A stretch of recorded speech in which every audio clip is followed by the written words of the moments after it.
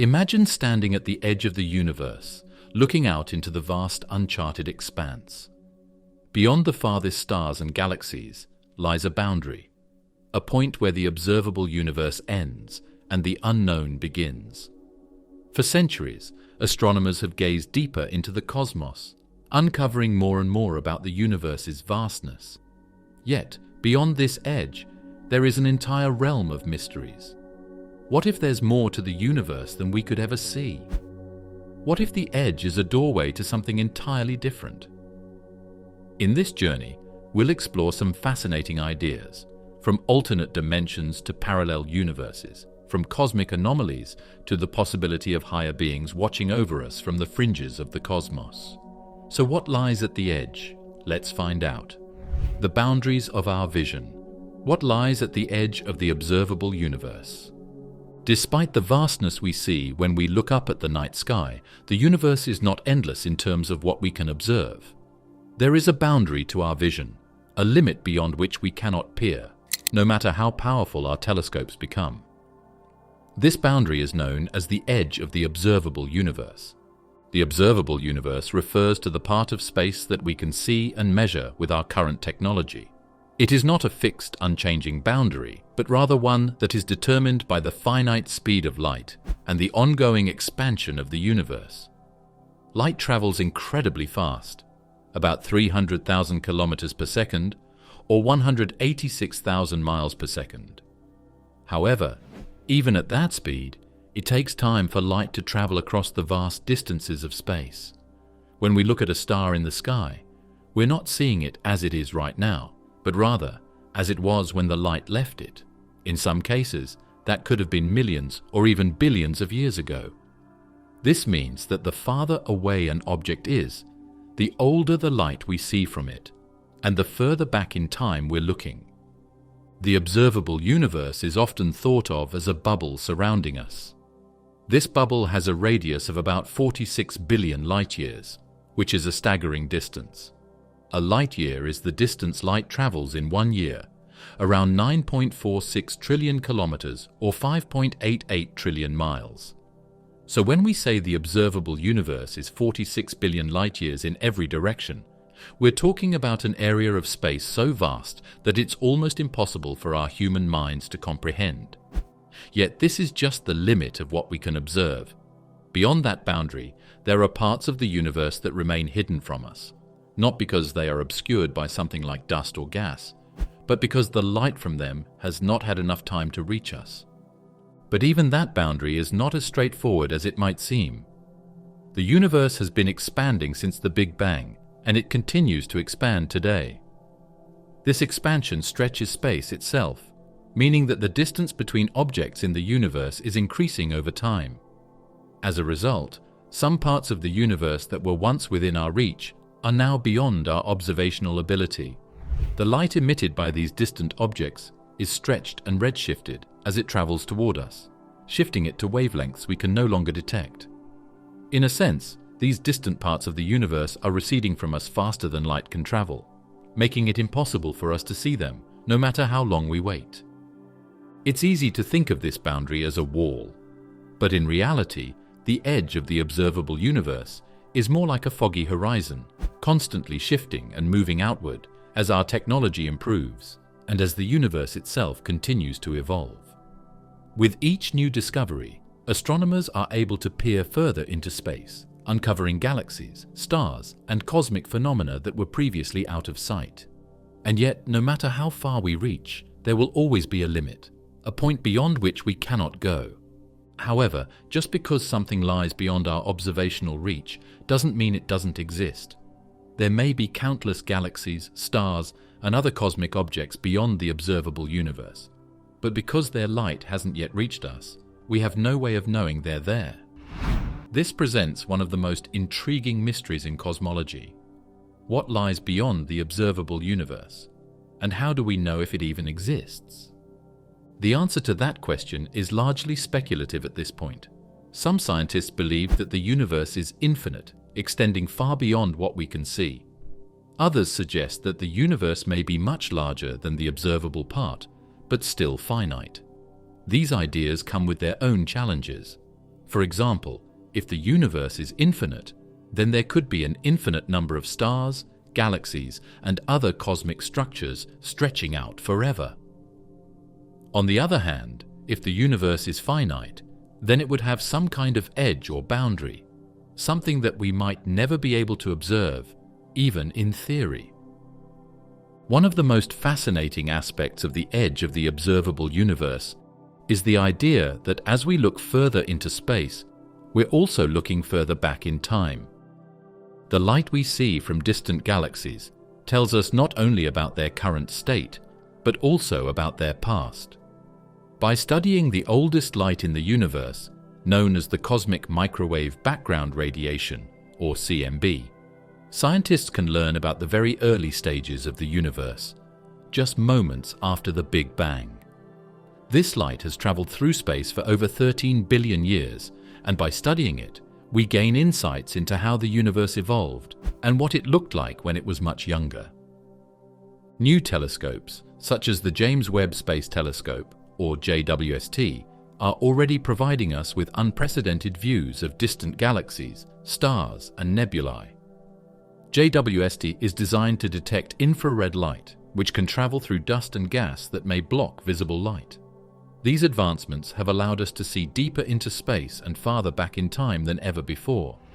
But even with these advancements, the edge of the observable universe remains a reminder of the limits of our knowledge.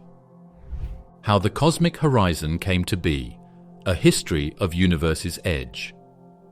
For most of history, humanity had no real understanding of the true scale of the cosmos. Ancient civilizations viewed the stars as a set of twinkling lights in the night sky, often linked to mythology, gods, and storytelling. It wasn't until much later, with the rise of scientific inquiry and tools like telescopes, that our understanding of the universe expanded, and with it, the idea of its boundaries. One of the most significant breakthroughs came with the work of Albert Einstein and his theory of general relativity. In 1915, Einstein proposed that gravity was not a force acting through space, as Isaac Newton had described, but rather the warping of space itself by mass and energy. This theory reshaped our understanding of space-time, providing the foundation for modern cosmology. Einstein's equations implied that the universe could be dynamic, not just static, and this idea was taken up by others, including the Russian physicist Alexander Friedmann. Friedmann's work showed that if space could expand, then the universe could change over time. This was a critical step forward, as it suggested that the universe we observe is not fixed in place, but instead a constantly evolving entity. However, it wasn't until the 1920s, with the work of Edwin Hubble, that we would get the first real evidence of an expanding universe. Hubble's observations of distant galaxies showed that they were moving away from us. The farther a galaxy was, the faster it seemed to be receding. This discovery laid the groundwork for what would later become known as Hubble's law, which states that galaxies move away from us in proportion to their distance. This discovery confirmed that the universe was expanding, providing the first real evidence that space itself was stretching. In the context of an expanding universe, the concept of the cosmic horizon became a natural consequence. As space itself expanded, the distance between galaxies increased. In the early universe, this expansion happened at a rapid pace during an event known as cosmic inflation. This brief period, occurring in the first fraction of a second after the Big Bang, saw the universe expand exponentially. As a result, regions of space that were once in close proximity were suddenly pushed vast distances apart. The farther an object was, the faster it receded from us, and this recession became a key factor in determining the limits of what we could observe. This relationship between distance and time is critical to understanding the observable universe.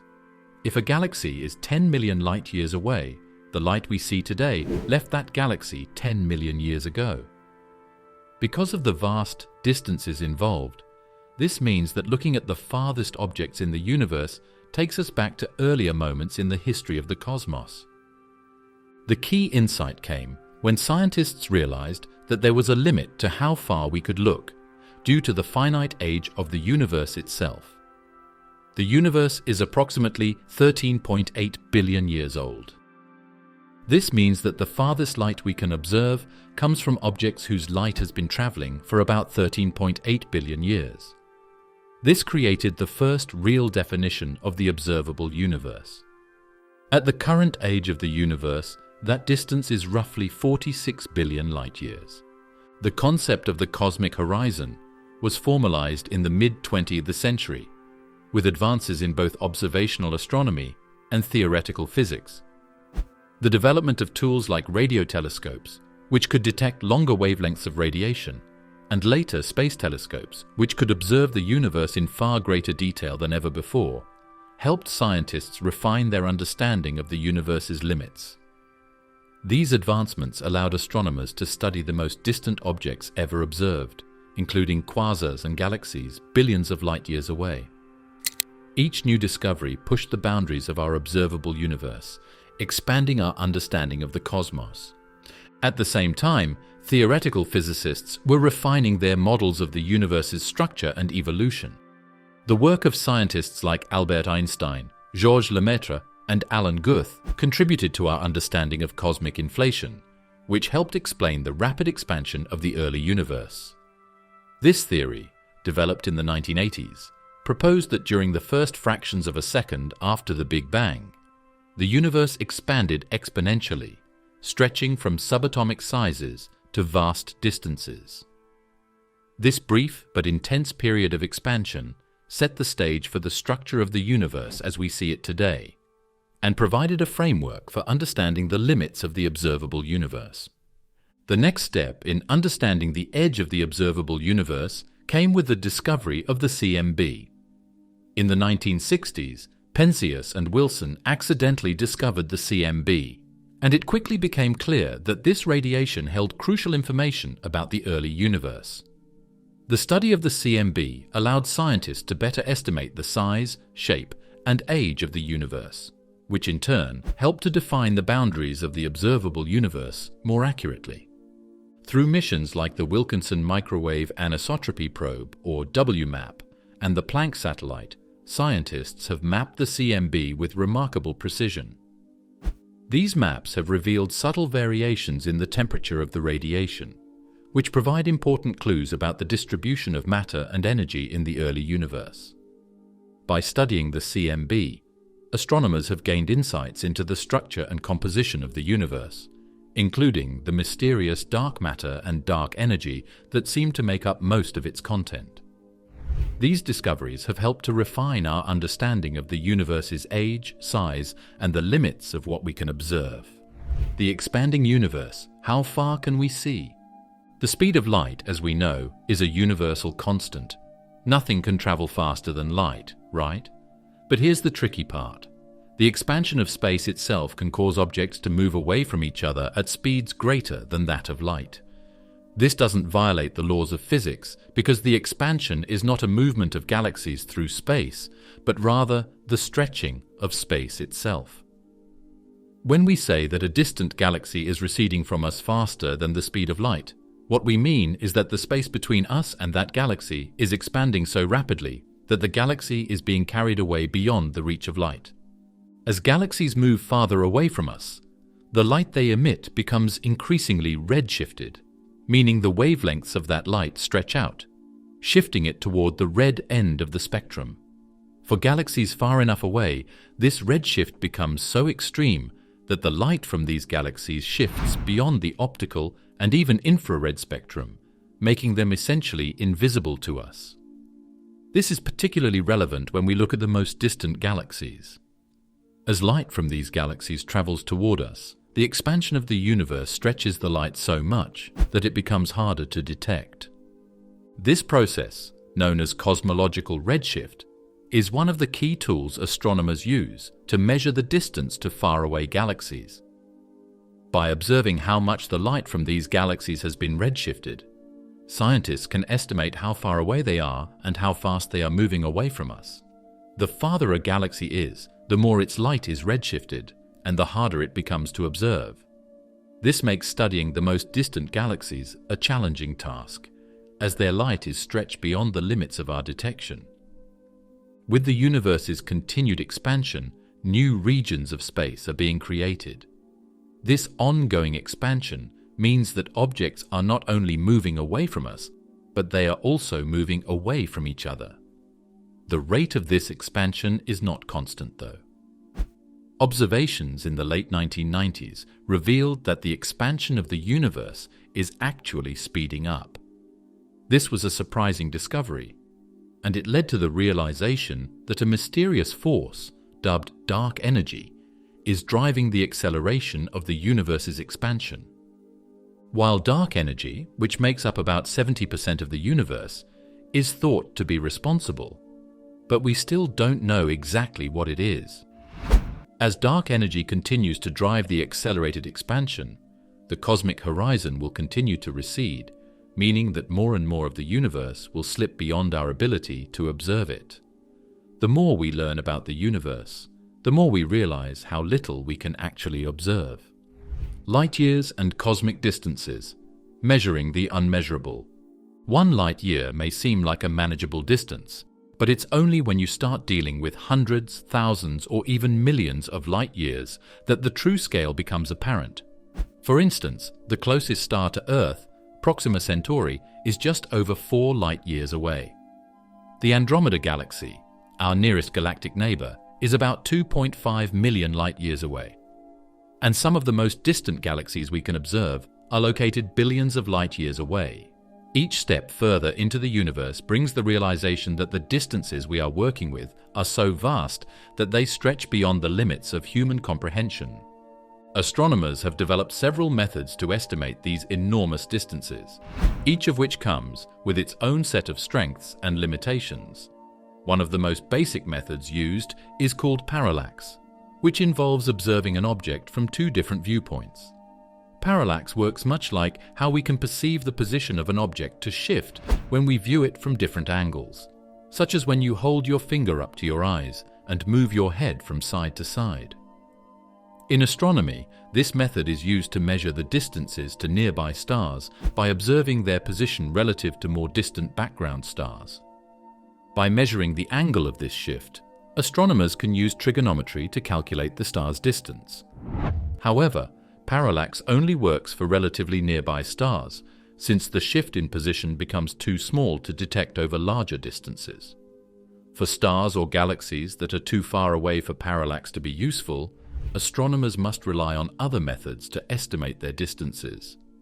One of these methods is called standard candles, a technique that uses objects of known brightness, like certain types of stars, to estimate distances. The idea is that if you know how bright an object truly is, aka its intrinsic brightness, and you can measure how bright it appears from Earth, aka its apparent brightness, you can calculate its distance using the inverse square law. This law states that the brightness of an object decreases with the square of the distance from it.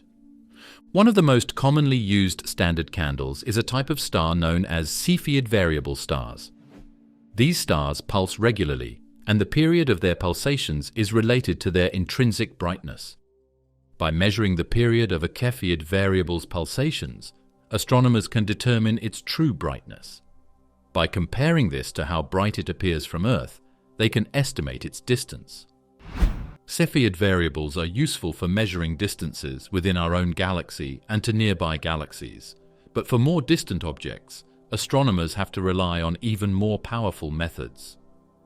As the distances involved become greater, astronomers start using redshift to measure the expansion of the universe. By measuring the amount of redshift, astronomers can calculate how fast a galaxy is moving away from us, and from that, they can estimate its distance. Redshift is particularly useful for measuring the distances to extremely distant galaxies, including those at the very edge of the observable universe. By measuring the redshift of a galaxy, astronomers can use Hubble's law to determine how far away it is. This method has been instrumental in our understanding of the large-scale structure of the universe and has helped to reveal the vastness of the cosmos. While parallax, standard candles, and redshift are the primary methods used to measure distances in the universe, There are also other more specialized techniques used for certain types of objects. For example, in some cases, astronomers can use gravitational lensing to estimate distances. Gravitational lensing occurs when a massive object, like a galaxy or cluster of galaxies, bends and magnifies the light from objects behind it. By studying the way light is bent, astronomers can estimate the distance to the lensing object. Similarly, astronomers can use the CMB to measure the overall size of the universe and help refine distance estimates for faraway objects. Despite these sophisticated methods, there are still many challenges in measuring cosmic distances accurately. One of the main difficulties is that the further away an object is, the more complicated the calculations become. Each method of distance measurement relies on certain assumptions, and as the distances get larger, these assumptions can introduce more uncertainty into the results. For example, the standard candle method relies on knowing the intrinsic brightness of an object. But if that object's properties change, or are different from what we expect, the distance estimate can be off.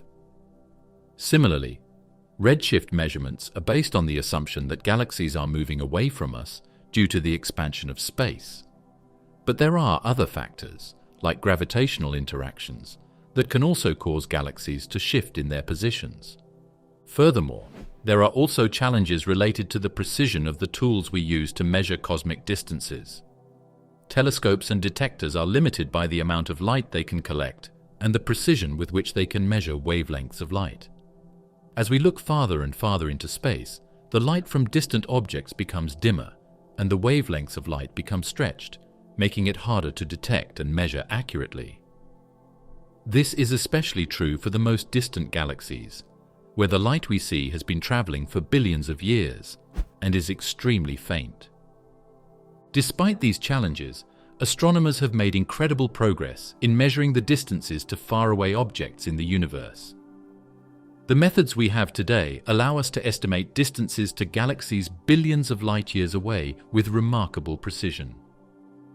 However, the vastness of the universe means that there is still much we don't know about the true scale of the cosmos.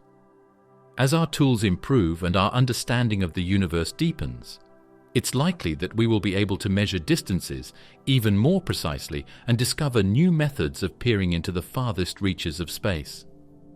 By accurately determining distances, we can begin to comprehend how the universe has evolved, how its structure has formed, and how it will continue to expand into the future. The cosmic microwave background, a snapshot of the universe's birth. The universe wasn't always filled with stars, planets, and galaxies. In the beginning, everything we see today was squeezed into an incredibly hot and dense point. This Big Bang didn't happen in one spot, but everywhere at once. Space itself began expanding, and it has been expanding ever since. But what did the universe look like back then? How do we know what happened so long ago, billions of years before the Earth even existed? For the first 380,000 years after the Big Bang, the universe was too hot and dense for light to travel freely. The particles that make up atoms, protons, electrons, and neutrons, were flying around in a thick soup. Light kept bouncing off these particles, unable to move in a straight line. The universe was opaque, like a fog where nothing could be seen clearly. But as the universe expanded, it also cooled. Eventually, it cooled enough for atoms to form. When that happened, the fog lifted. Light was finally able to travel freely through space. That first light has been moving ever since, stretching out as space itself expands. We detect it today as the CMB. This faint microwave glow is everywhere. No matter where you point a telescope in the sky, you'll find it. It's incredibly uniform, the same in all directions, with only tiny variations in temperature, differences of just a few millionths of a degree. But these tiny fluctuations hold enormous meaning. They are the fingerprints of the early universe, small ripples in density that would later grow into galaxies, stars, and eventually planets. The discovery of the CMB was an accident. In 1964, two radio engineers named Arno Penzias and Robert Wilson were working on a large antenna in New Jersey. They were trying to measure radio signals for satellite communication, but they kept hearing a strange noise, static that wouldn't go away no matter where they pointed the antenna. At first, they thought it might be interference from nearby cities or even pigeon droppings inside the dish.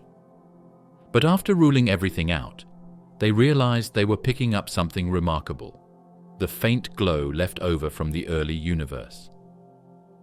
At the same time, a group of scientists at Princeton University had predicted just such a signal. When Penzias and Wilson learned about this, they understood what they had found. Their discovery confirmed a key prediction of the Big Bang theory and gave scientists a powerful tool for understanding the birth of the cosmos. Since then, many missions have studied the CMB in detail. The first of these was COBE, launched in 1989.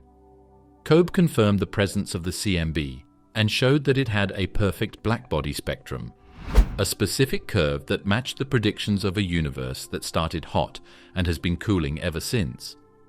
This was another strong piece of evidence for the Big Bang model. Later missions, like WMAP and Planck, gave us even more detailed maps of the CMB. These maps show the tiny temperature differences across the sky. From these small variations, scientists can learn a variety of details about the universe. The CMB is like a time capsule. It doesn't just show us what the universe looked like when it was young. It tells us how it grew and what it's made of. One of the most surprising things about the CMB is how smooth it is. Given how large and complex the universe is now, you might expect the early universe to have been wild and chaotic. But the CMB shows that things were actually very uniform. That smoothness raises questions about how different regions of the early universe could have ended up so similar if they were never in contact with each other. This puzzle led scientists to the idea of cosmic inflation. Inflation would have stretched out any differences and smoothed things over, explaining the evenness of the CMB. The tiny ripples in the CMB, those slightly warmer and cooler spots, are also important because they were the seeds of everything we see in the universe today. Where there was just a tiny bit more matter, gravity began to pull things together. Over millions of years, these dense spots gathered more material and formed the first stars and galaxies. Without those small early differences, there would be no planets, no people, and no night sky filled with stars. Another important part of the CMB story is how it supports the idea that the universe is flat, or nearly so. When scientists study the patterns in the CMB, they can measure the geometry of space. If space were curved like a sphere or shaped like a saddle, the sizes of the patterns would appear different. But the CMB shows that the universe has no significant curvature. This tells us something fundamental about the shape of space itself. Even the age of the universe comes from studying the CMB. By looking at how far the CMB has traveled and how the tiny temperature ripples are spread out, scientists can work backward and calculate how long it has taken the universe to reach its current size. The 13.8 billion years number we get is the age of the universe according to our best observations. What makes the CMB so powerful is that it is like a frozen image of the universe at a very early time, before stars and galaxies formed. It's a clean, direct look at what the universe was like when it was still very young and simple. It doesn't show us the Big Bang itself. It comes from a time shortly after. Before that, the universe was a mystery hidden behind a wall of hot, dense plasma. Scientists are working on ways to look even further back, using signals that might come from gravitational waves or particles left over from the earliest moments. But for now, the CMB is the earliest light we can observe, and it's one of the most important tools we have for understanding where we came from. Dark energy and its role in expanding the edge of the universe. In the late 1990s, two independent teams of astronomers were observing distant supernovae, massive star explosions that act like cosmic mile markers. By comparing nearby supernovae to those billions of light years away, the teams hoped to learn more about the universe's history of expansion. They found that the far-off supernovae weren't just farther than expected. They were dimmer, suggesting they had traveled through a universe that had been expanding faster than predicted. Something was pushing space apart with more and more strength over time. This discovery pointed to a new kind of energy, one that didn't behave like matter or radiation. No one knows exactly what dark energy is. One idea is that it's related to the energy of empty space. Even in a perfect vacuum, space with no particles, no light, nothing at all, there might still be energy present. This energy wouldn't clump or spread like matter. Instead, it would remain constant as space grows. In fact, the more space there is, the more of this energy there would be. So as the universe expands, dark energy becomes more and more dominant. Another idea comes from a theory Albert Einstein once proposed. Before the Big Bang theory was known, Einstein believed the universe should be static, not growing or shrinking. To make this work, he added a term to his equations called the cosmological constant. It was meant to balance gravity and keep the universe stable. Later, when astronomers discovered that the universe was expanding, Einstein dropped the idea and called it his biggest blunder. But after the discovery of accelerated expansion, the cosmological constant made a comeback. It seemed to describe exactly the kind of force dark energy might be. Whether it's a cosmological constant or something even stranger, the effects of dark energy are clear. It's the dominant force in the universe today. Matter, including stars, galaxies, and everything we can see, makes up only about 5% of the total energy content of the cosmos. Dark matter, another invisible substance that holds galaxies together with its gravity, adds about 27%. The rest is dark energy. It's not just a part of the universe, it's the biggest part. In billions of years, even the closest galaxies may slip beyond our reach. The night sky will become emptier. Future astronomers may look up and see only a few nearby stars, unaware of the grand universe that once filled the sky. Scientists are trying to learn more about dark energy using different methods. Some are looking at supernovae, just like the original teams did. Others are studying the structure of the universe, how galaxies are arranged across space, and how they've changed over time. Still, others are using powerful telescopes to look for tiny effects of dark energy on light coming from distant galaxies. There are even plans for new space missions dedicated to dark energy. One of these is the Euclid mission, launched by the European Space Agency. Another is NASA's Roman Space Telescope, which will search for answers about how dark energy has shaped the universe over billions of years. These missions will gather more detailed data than ever before, using modern instruments that can detect changes across enormous scales. There's also hope that experiments on Earth might help. Some physicists believe that dark energy might be connected to other areas of physics, like quantum mechanics or gravity. There might even be particles or fields we haven't discovered yet, ones that help explain the behavior of dark energy. If that's true, it could open up an entirely new view of the universe, one that connects the smallest building blocks of matter with the largest structures in space. Whether it continues to expand forever, tears itself apart, or finds some unexpected balance will depend on this invisible force that fills the fabric of space itself. We are still at the beginning of understanding it, but every discovery brings us closer to grasping the full scale of our universe and how it keeps changing around us. Chasing the farthermost galaxies, the frontier of cosmic exploration. At the far edge of the observable universe lie the most distant galaxies ever discovered.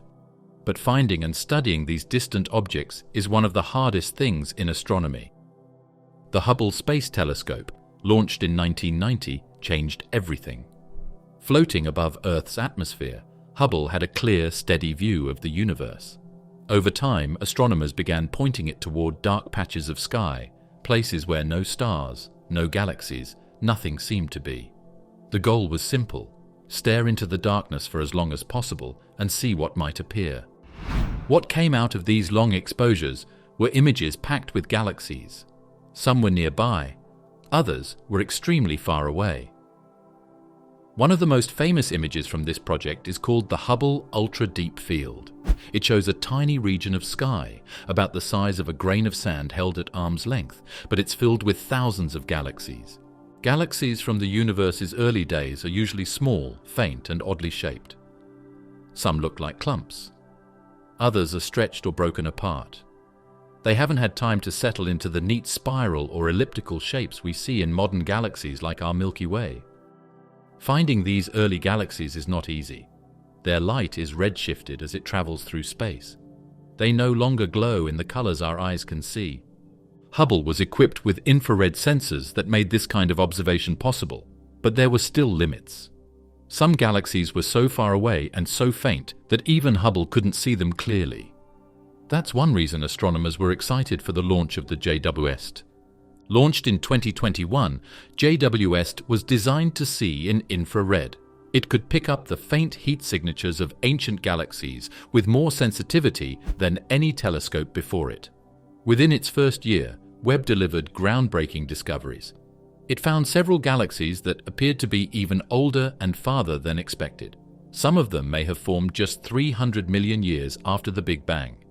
That's incredibly early, considering that the first stars likely didn't form until around 100 to 200 million years after the universe began.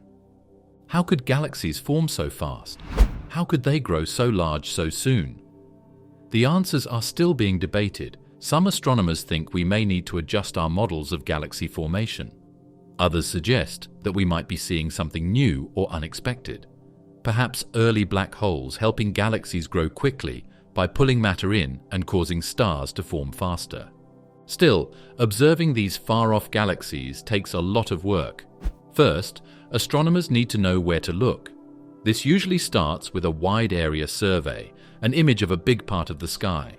They scan it for faint smudges that don't look like nearby stars or galaxies.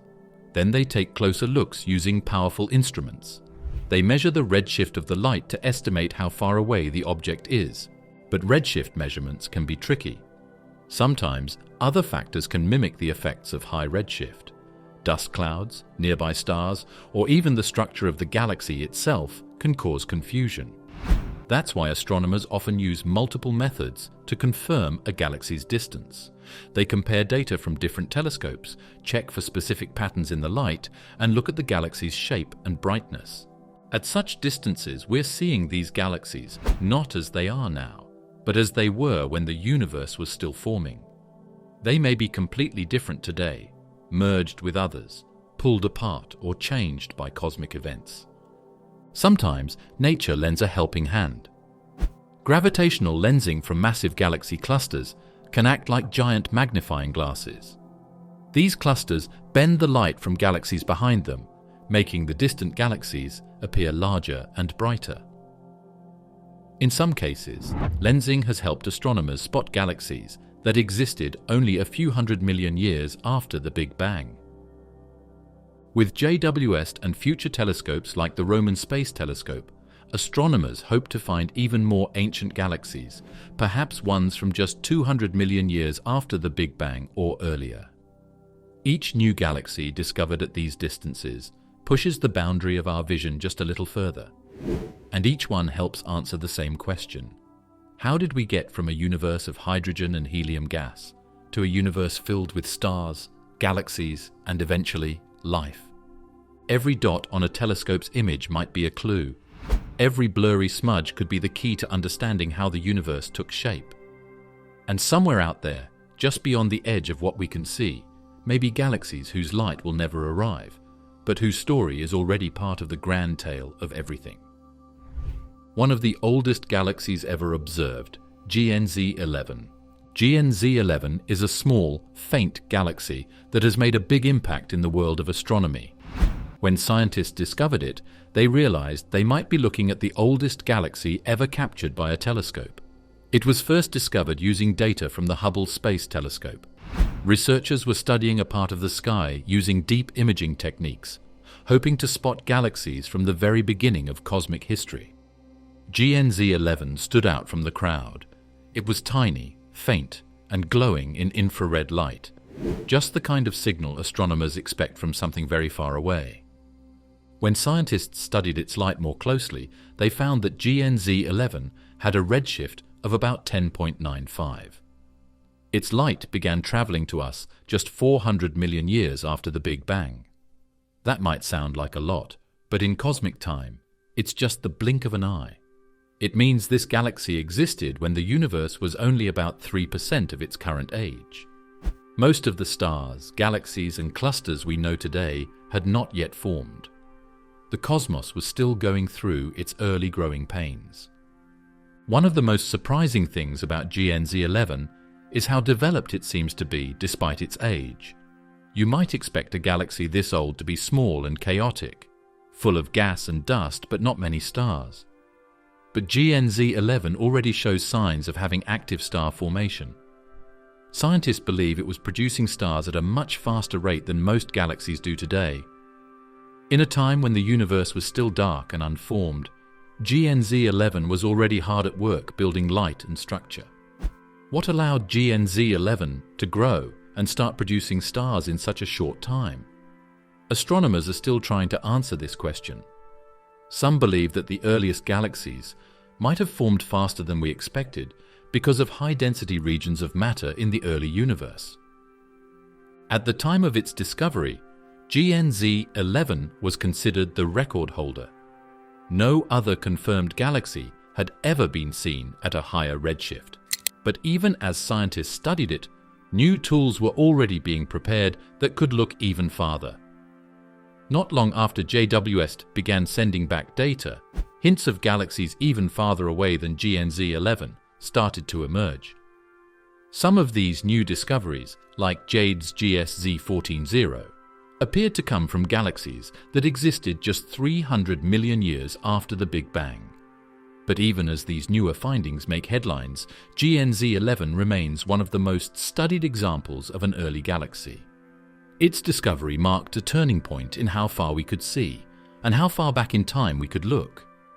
Studying such a distant object isn't easy. It took a lot of careful data collection and analysis to confirm its distance.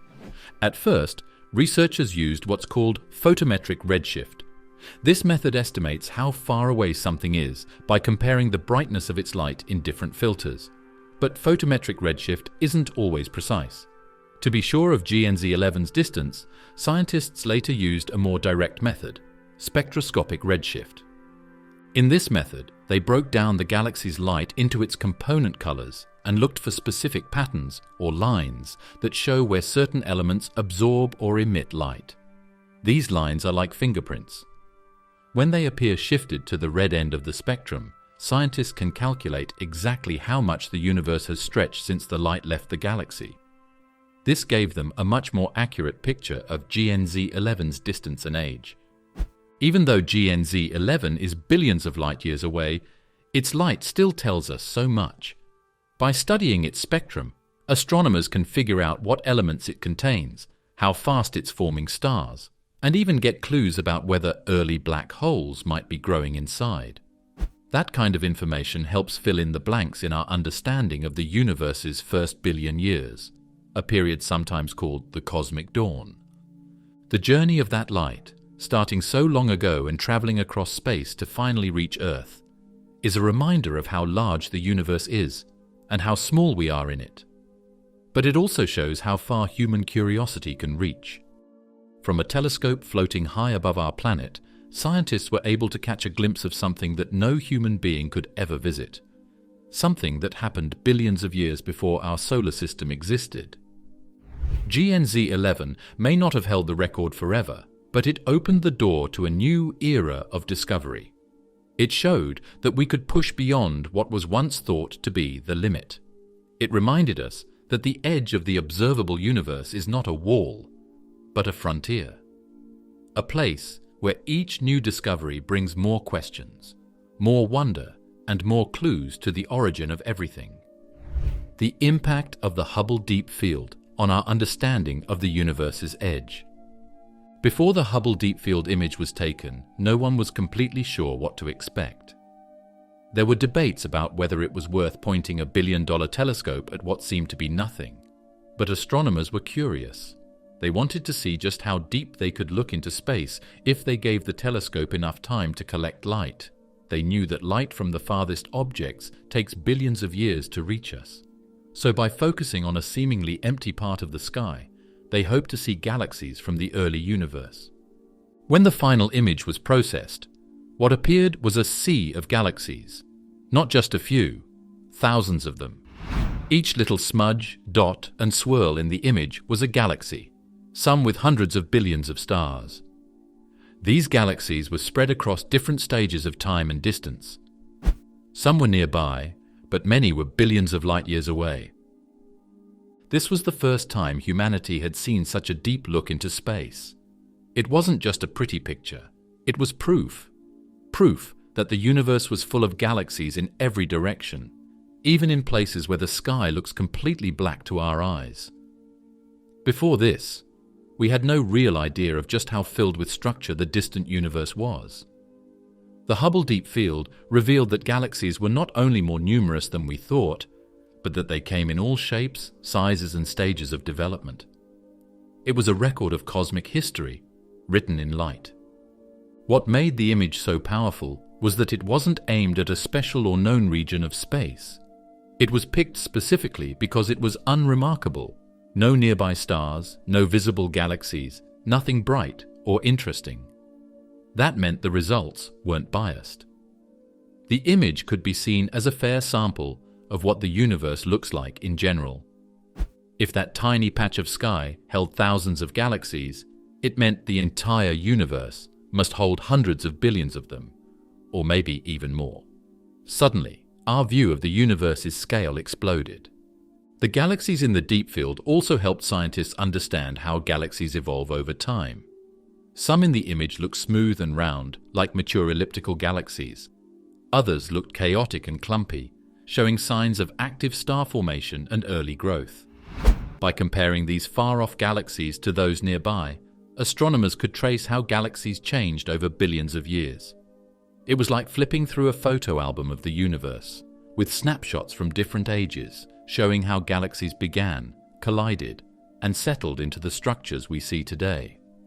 The data from the deep field helped refine estimates of the universe's age. By counting galaxies at different distances and comparing their properties, scientists could better model the timeline of cosmic expansion. They could test theories about how quickly stars and galaxies formed, how matter clumped together under gravity, and how energy spread out over time. It became one of the key tools for understanding cosmology.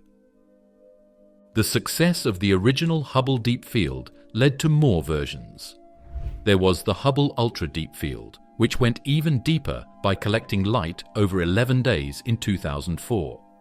Later came the Extreme Deep Field, combining over 10 years of data into one image that included galaxies dating back over 13 billion years. Each time, astronomers managed to squeeze out just a little more light from the universe's early days. And each time, the story grew richer. These images sparked imagination. They became iconic. People who had never studied astronomy before looked at them and felt a sense of awe. It was like standing on a shoreline, looking out over an ocean you never knew existed, stretching beyond what you can see or measure. Behind the scenes, making these images wasn't simple. The Hubble telescope had to be kept incredibly steady, locked in position to gather faint signals from deep space. Engineers and scientists had to process the raw data carefully, cleaning up the noise and combining exposures to create the final image. It took skill, patience, and a belief that looking into the darkness would be worth it. And it was. The Hubble Deep Field proved that even the quietest part of the sky was full of life, structure, and history. It gave astronomers a better sense of where we are in the universe. Not in a special place, not near the center, just in a galaxy among billions, part of a cosmos that stretches beyond our collective imaginations. It showed that the edge of our vision is always moving. With better tools, sharper eyes, and longer observations, we continue to chase it further, revealing new galaxies, new mysteries, and new light that has waited billions of years to be seen. Thanks to this image, and the ones that followed, we now know that even the darkest part of the sky is alive with distant galaxies. It reminded us that the universe is bigger, older, and more filled with wonders than we had ever imagined, and that we've only just begun to see what lies out there. The evolution of cosmic structures, from first stars to superclusters. Right after the Big Bang, the universe was hot and dense. Particles moved so fast they couldn't form atoms. But as the universe expanded, it also cooled. Eventually, temperatures dropped enough for electrons and protons to join and form hydrogen atoms. But while the universe became transparent, it was still dark. There were no stars yet, just clouds of gas floating in a cold and growing universe. Within these clouds, there were tiny differences in density. Some areas were just a little thicker than others, but that was enough. Gravity started to pull the denser areas together. Over millions of years, these small lumps of gas collapsed further. As the pressure and temperature rose, the first stars were born. These stars were different from the ones we see now. They were massive, hot, and short-lived. They burned bright and died young, often exploding in powerful supernovae. But they were the universe's first light, turning the cosmic darkness into the beginnings of the starlit sky. These first stars also helped create new elements.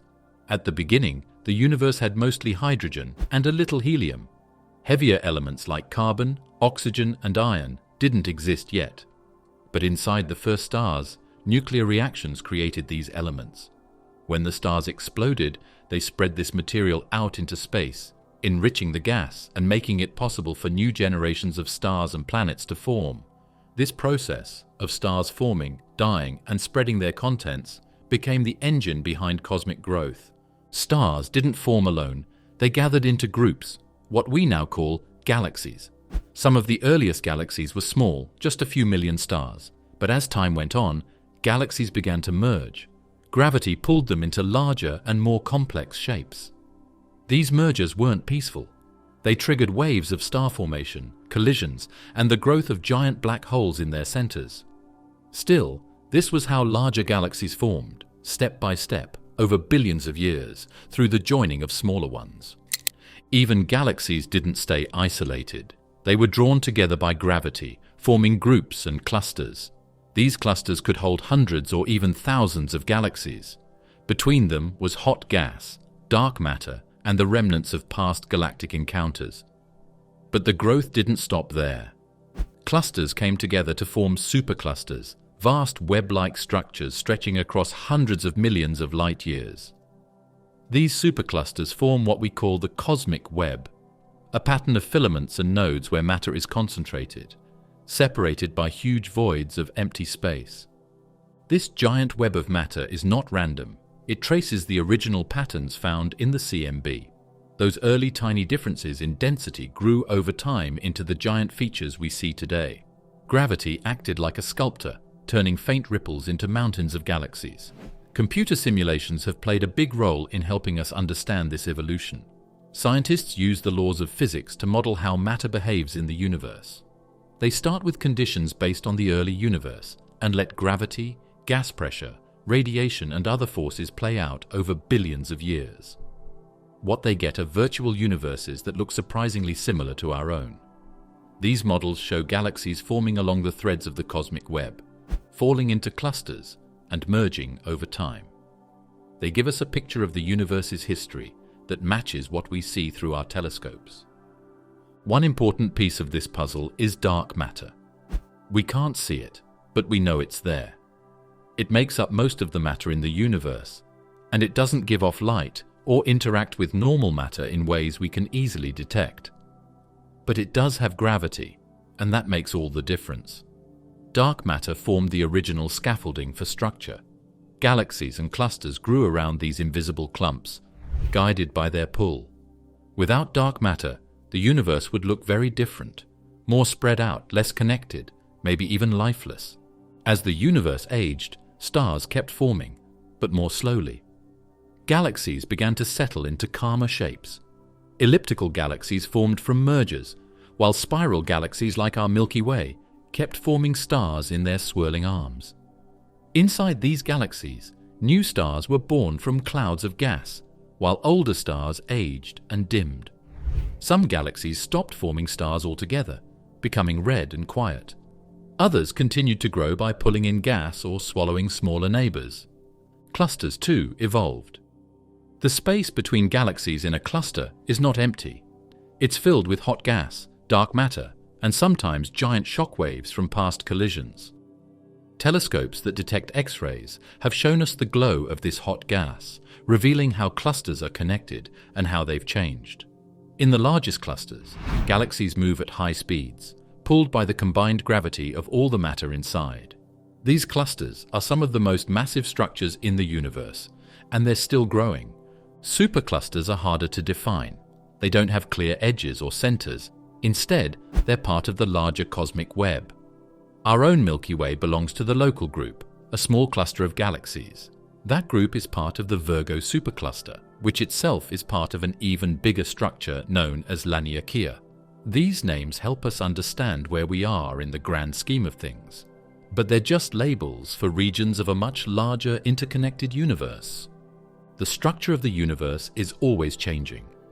Galaxies collide, stars are born and die, clusters grow larger, but the pattern, the web, remains.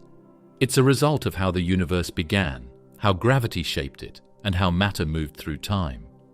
When we look out at the sky, we're seeing the result of billions of years of growth, shaped by forces both seen and unseen. Even now, the story continues to unfold, with new discoveries helping us trace the threads of the cosmos ever deeper into time and space. The mysterious void. Why does empty space exist between galaxies?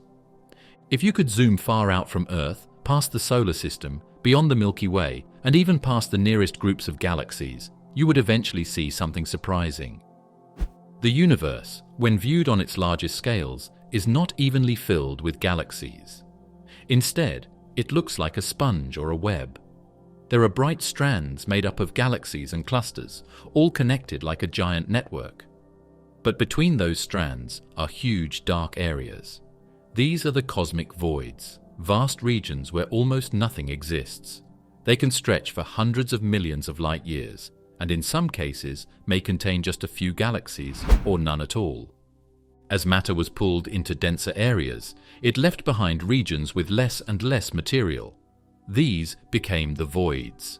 As the universe kept expanding, these underdense areas grew larger, not because they were gaining mass, but because the surrounding regions were pulling matter away from them. In a sense, the voids are like the spaces between the threads of the cosmic web.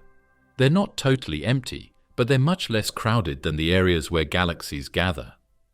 Scientists started noticing these voids as they mapped the positions of galaxies. Surveys of the sky in the 20th century revealed patterns in how galaxies are distributed. Instead of being scattered randomly, they appeared to line up in chains and walls, with large gaps in between. One of the earliest signs of this came from the CFA redshift survey in the 1980s. It showed that galaxies formed patterns with giant holes, some over 100 million light-years across. As more powerful telescopes and better sky surveys became available, the picture grew clearer. The universe really did have these enormous empty spaces, and they were not rare. One of the most famous voids is the Boötes void. It was discovered in 1981 and is often called the Great Nothing. It spans over 300 million light-years across. Inside it, only a handful of galaxies have been found. There are hundreds, maybe thousands of such voids scattered across the universe. Together, they fill most of space. Even though galaxies and clusters make up the parts we can see, voids actually take up most of the volume of the cosmos. Voids have structure, just like the rest of the universe. Some voids are completely isolated, while others are linked by thin strands of galaxies. Some may have small groups of galaxies inside them, orbiting each other quietly. The galaxies in voids tend to look different from those in crowded areas. They often have more gas, fewer stars, and less dust. Some astronomers think these galaxies are slower to evolve because they're not influenced by the gravity of nearby galaxies or the effects of collisions. They live in peace, far from the busy neighborhoods of the cosmic web. Understanding voids helps scientists test theories about how the universe works. For example, because voids grow over time, they're sensitive to the effects of dark energy. By measuring the size and shape of voids, researchers can learn how fast the universe is expanding. Voids also help us study gravity on large scales. If gravity worked differently than we thought, voids might look different too. Some researchers use computer simulations to compare real voids with ones generated by different models of the universe. So far, the patterns we see in the sky match the models pretty well, but there's still a lot to learn. The formation of voids is a natural part of how the universe organizes itself. Imagine a field full of hills and valleys. The hills represent dense regions where galaxies form. The valleys are the voids. As time goes on, the hills grow taller, pulling matter toward them. The valleys become deeper and emptier as the matter is drawn away. This is what happens in the universe. The dense areas get denser, and the empty areas get emptier. What's also interesting is how the boundaries of voids, where they meet the denser parts of the universe, can be areas of activity. These regions can act like highways for galaxies, directing their motion along the threads of the cosmic web. Galaxies near the edges of voids might be moving outward, away from the center, as if being pushed. In reality, they're being pulled by gravity from the denser regions nearby. But it gives the impression that the void itself is expanding. Because voids are less crowded, the effects of dark matter or dark energy might be easier to detect there. For example, gravitational lensing can be measured even in voids if you look at how background galaxies are distorted. These tiny effects could offer new clues about what's filling the universe besides visible matter. There are also unusual voids that don't fit neatly into our current models. Some are larger than expected, others seem too empty. These may be rare statistical events, or they might hint at something deeper. Some researchers have even wondered if we live inside a void, and that the universe looks like it's expanding faster because we're in a low-density area. This idea has mostly been ruled out by other evidence, but it shows how voids are still an active area of study. Even though they are empty compared to other parts of space, voids are not boring. They are quiet places in a loud universe. They help shape the motion of galaxies. They give us clues about dark energy and cosmic growth. Bright galaxies light up the cosmic web, but it's the darkness between them that defines the shape of everything. In a way, cosmic voids are like the silence between notes in music. They give form to the whole, allowing the structure of the universe to be seen more clearly. Without them, the cosmos would look completely different, more like a fog. So even the emptiest places in space have a story to tell. What lies beyond the observable universe? One of the most widely held ideas on what lies outside the invisible boundary is that space is infinite. If the universe has no edge and no center, then what we see is only a tiny part of a much bigger structure. In this view, galaxies keep going far beyond the limits of what we can observe. There could be countless other galaxies, stars, and possibly even planets. If space is infinite, then the universe is filled with matter far beyond the range of our tools. But infinity is a difficult idea. It's hard to prove or measure. And even if space is infinite, that doesn't mean the universe is the same everywhere. Some scientists think there could be parts of space that look very different from what we see. The laws of physics might not be the same in every region. Some areas might have different values for gravity or different types of particles. These ideas come from theories about how the early universe grew, especially cosmic inflation. But inflation also opens the door to something strange, the idea of a multiverse. In some versions of inflation theory, inflation never ends in some parts of space. Instead, it keeps going, creating new regions of space over and over again. Each of these regions might become a separate universe with its own set of physical rules. In this way, our universe could be just one bubble in a vast multiverse. We would never see these other bubbles because they would lie far beyond our cosmic horizon, separated by space that's still inflating. But the theory suggests they could exist and that the cosmos is much more complex than it appears. Other ideas are even more strange. Some physicists think the entire universe we know might be just a slice of a higher dimensional space. In this view, our universe is like a page in a very thick book.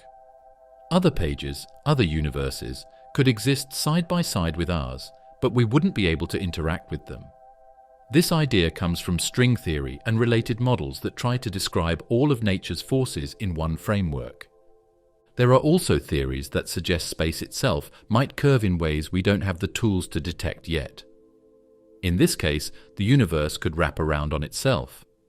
If you traveled far enough in one direction, you might come back to your starting point, just like walking around a globe. This kind of shape would mean the universe is finite, but without edges. However, because the scale is so vast, we wouldn't be able to test it easily. While science tries to stay grounded in evidence, imagination also plays a role in thinking about what's beyond the observable universe. Science fiction has long explored these ideas, sometimes stretching them in wild directions. In many stories, other universes contain versions of ourselves, different histories, or completely alien laws of nature. Some stories imagine whole civilizations that exist beyond our cosmic horizon, hidden from view but perhaps watching us from afar. While those ideas may seem far-fetched, they raise real questions.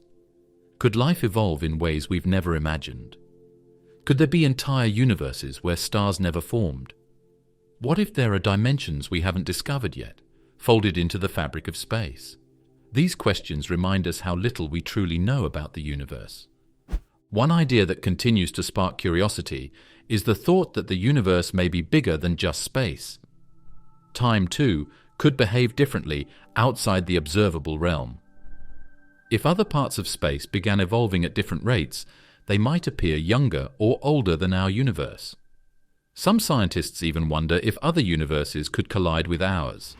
This idea, known as the bubble collision theory, suggests that signs of other universes might be found in the CMB, small anomalies that hint at past interactions. So far, nothing has been confirmed, but the search continues. Of course, much of this is speculation. The truth is, we may never be able to observe or reach beyond the cosmic horizon. Even if we had better technology, the speed of light and the nature of space might keep us forever limited to our own bubble of visibility. But that doesn't mean science gives up. It pushes forward by testing theories, studying patterns in the sky, and comparing models to what we see. Every new telescope, every new observation, adds a small piece to the puzzle. Beyond the Great Attractor, how cosmic forces shape our universe. The Great Attractor is a strange region in space that seems to be pulling thousands of galaxies toward it. That includes our own Milky Way. We are part of this massive movement, heading through space at about 600 kilometers per second, not just because the universe is expanding, but because of this powerful pull from a direction deep in the southern sky. The idea of the Great Attractor first came to light in the 1970s and 1980s, when astronomers noticed something unusual. Galaxies around us weren't just flying apart as expected from the Big Bang.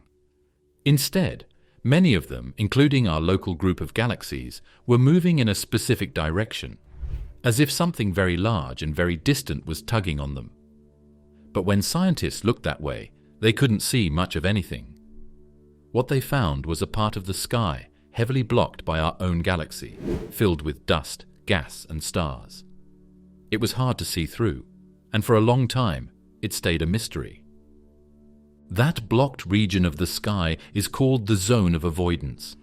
It's difficult to study because the Milky Way's disk gets in the way. For decades, this made the Great Attractor one of the most mysterious features of the universe. We could measure the effects of its pull, but we couldn't see what was causing it.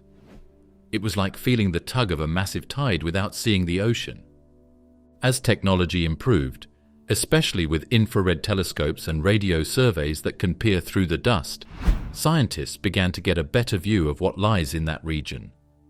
What they found was a dense region of galaxy clusters located in the direction of the Centaurus constellation.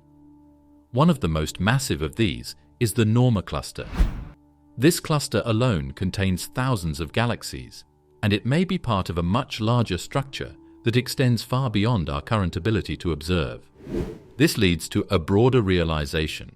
What we once called the Great Attractor might be just a small piece of something much bigger. Scientists now believe this region is part of a vast superstructure called the Laniakea supercluster. In Hawaiian, Laniakea means immeasurable heaven. This supercluster stretches over 500 million light-years and contains roughly 100,000 galaxies, including our own. It's not just a cloud of galaxies floating together, it's a gravitational basin. Inside it, galaxies flow along curved paths, drawn by the overall pull of mass in the region. These flows of galaxies move along strands and walls of the cosmic web, pulled towards dense regions and away from the emptier cosmic voids. In the case of our galaxy, we are flowing toward the Norma cluster, pulled by the concentration of matter in and around that area. The Great Attractor isn't just a single object. It's part of a broader, complex landscape of matter that shapes how galaxies move and evolve. But even the Laniakea supercluster may not be the final answer. Some scientists think there could be an even greater force further beyond, one that's pulling not just our galaxy, but entire superclusters toward it. This next-level structure is called the Shapley supercluster. Located more than 600 million light-years away, it's one of the largest concentrations of galaxies we've ever seen. Some astronomers now believe that the pull we once thought came from the Great Attractor might actually be part of a larger flow of galaxies moving toward the Shapley supercluster. These discoveries reveal how complex the universe really is. It's not just galaxies expanding outward in all directions. There are rivers of galaxies, massive gravitational wells, and hidden structures shaping the entire landscape of the cosmos. The Great Attractor, the Laniakea supercluster, and the Shapley supercluster are part of this hidden map. We can't see the Great Attractor directly. We see its influence. We observe the way galaxies move, measure their velocities, and study how space bends under the weight of gravity. These indirect clues help us piece together the puzzle. And the deeper we look, the more we realize that we are just beginning to understand how the universe is organized. If there are regions of space powerful enough to pull entire galaxies, what else might be out there? Are there larger patterns, larger structures, beyond the edge of the observable universe? Could there be even more massive superclusters beyond the Shapley region, too distant for us to detect? If the Great Attractor and other dense regions are mostly dark matter, then we're being pulled not just by visible galaxies. The motions we see, our galaxy speeding through space, other galaxies being drawn toward distant clusters, may be part of a larger dance set by dark matter and shaped by unseen gravity. We used to think of our galaxy as standing still, sitting calmly in space. But now we know that we are caught in a stream, drifting along a current shaped by distant clusters and invisible mass.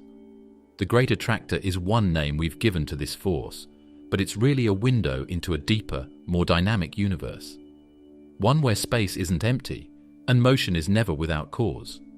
One where unseen gravity reaches across millions of light-years, tugging silently on everything it touches. The infinite universe theory. The idea of an infinite universe has been around for centuries, but modern science has given it new weight. Beyond the observable edge, it's possible, maybe even likely, that more galaxies and stars exist, stretching out in all directions, maybe forever. In fact, the laws of physics don't require the universe to stop at the limits of our vision. They don't draw a border around the observable universe and say, this is the end. Instead, the math and the models many cosmologists use suggest that the universe could go on forever, with no end and no center. If that's true, then everything we know, our galaxy, our neighboring galaxies, the great clusters and voids we've mapped, could be just a small part of an unimaginably vast cosmos. And not just small. If the universe is truly infinite, then our observable universe could be as small compared to the whole as a single grain of sand is to all the beaches on Earth. Some scientists have tried to estimate how big the full universe could be. These estimates depend on the shape of space and how fast it's expanding. If the universe curves back on itself, like the surface of a sphere, then it could be finite but unbounded, meaning you could travel forever without hitting an edge, much like how you can walk around the Earth. But so far, measurements from the cosmic microwave background and other tools suggest that the universe is flat on very large scales. And if it's flat, it could be infinite. In an infinite universe, every possible arrangement of matter could exist somewhere. That includes regions of space that are almost identical to our own, with galaxies arranged in similar patterns, maybe even with planets that resemble Earth.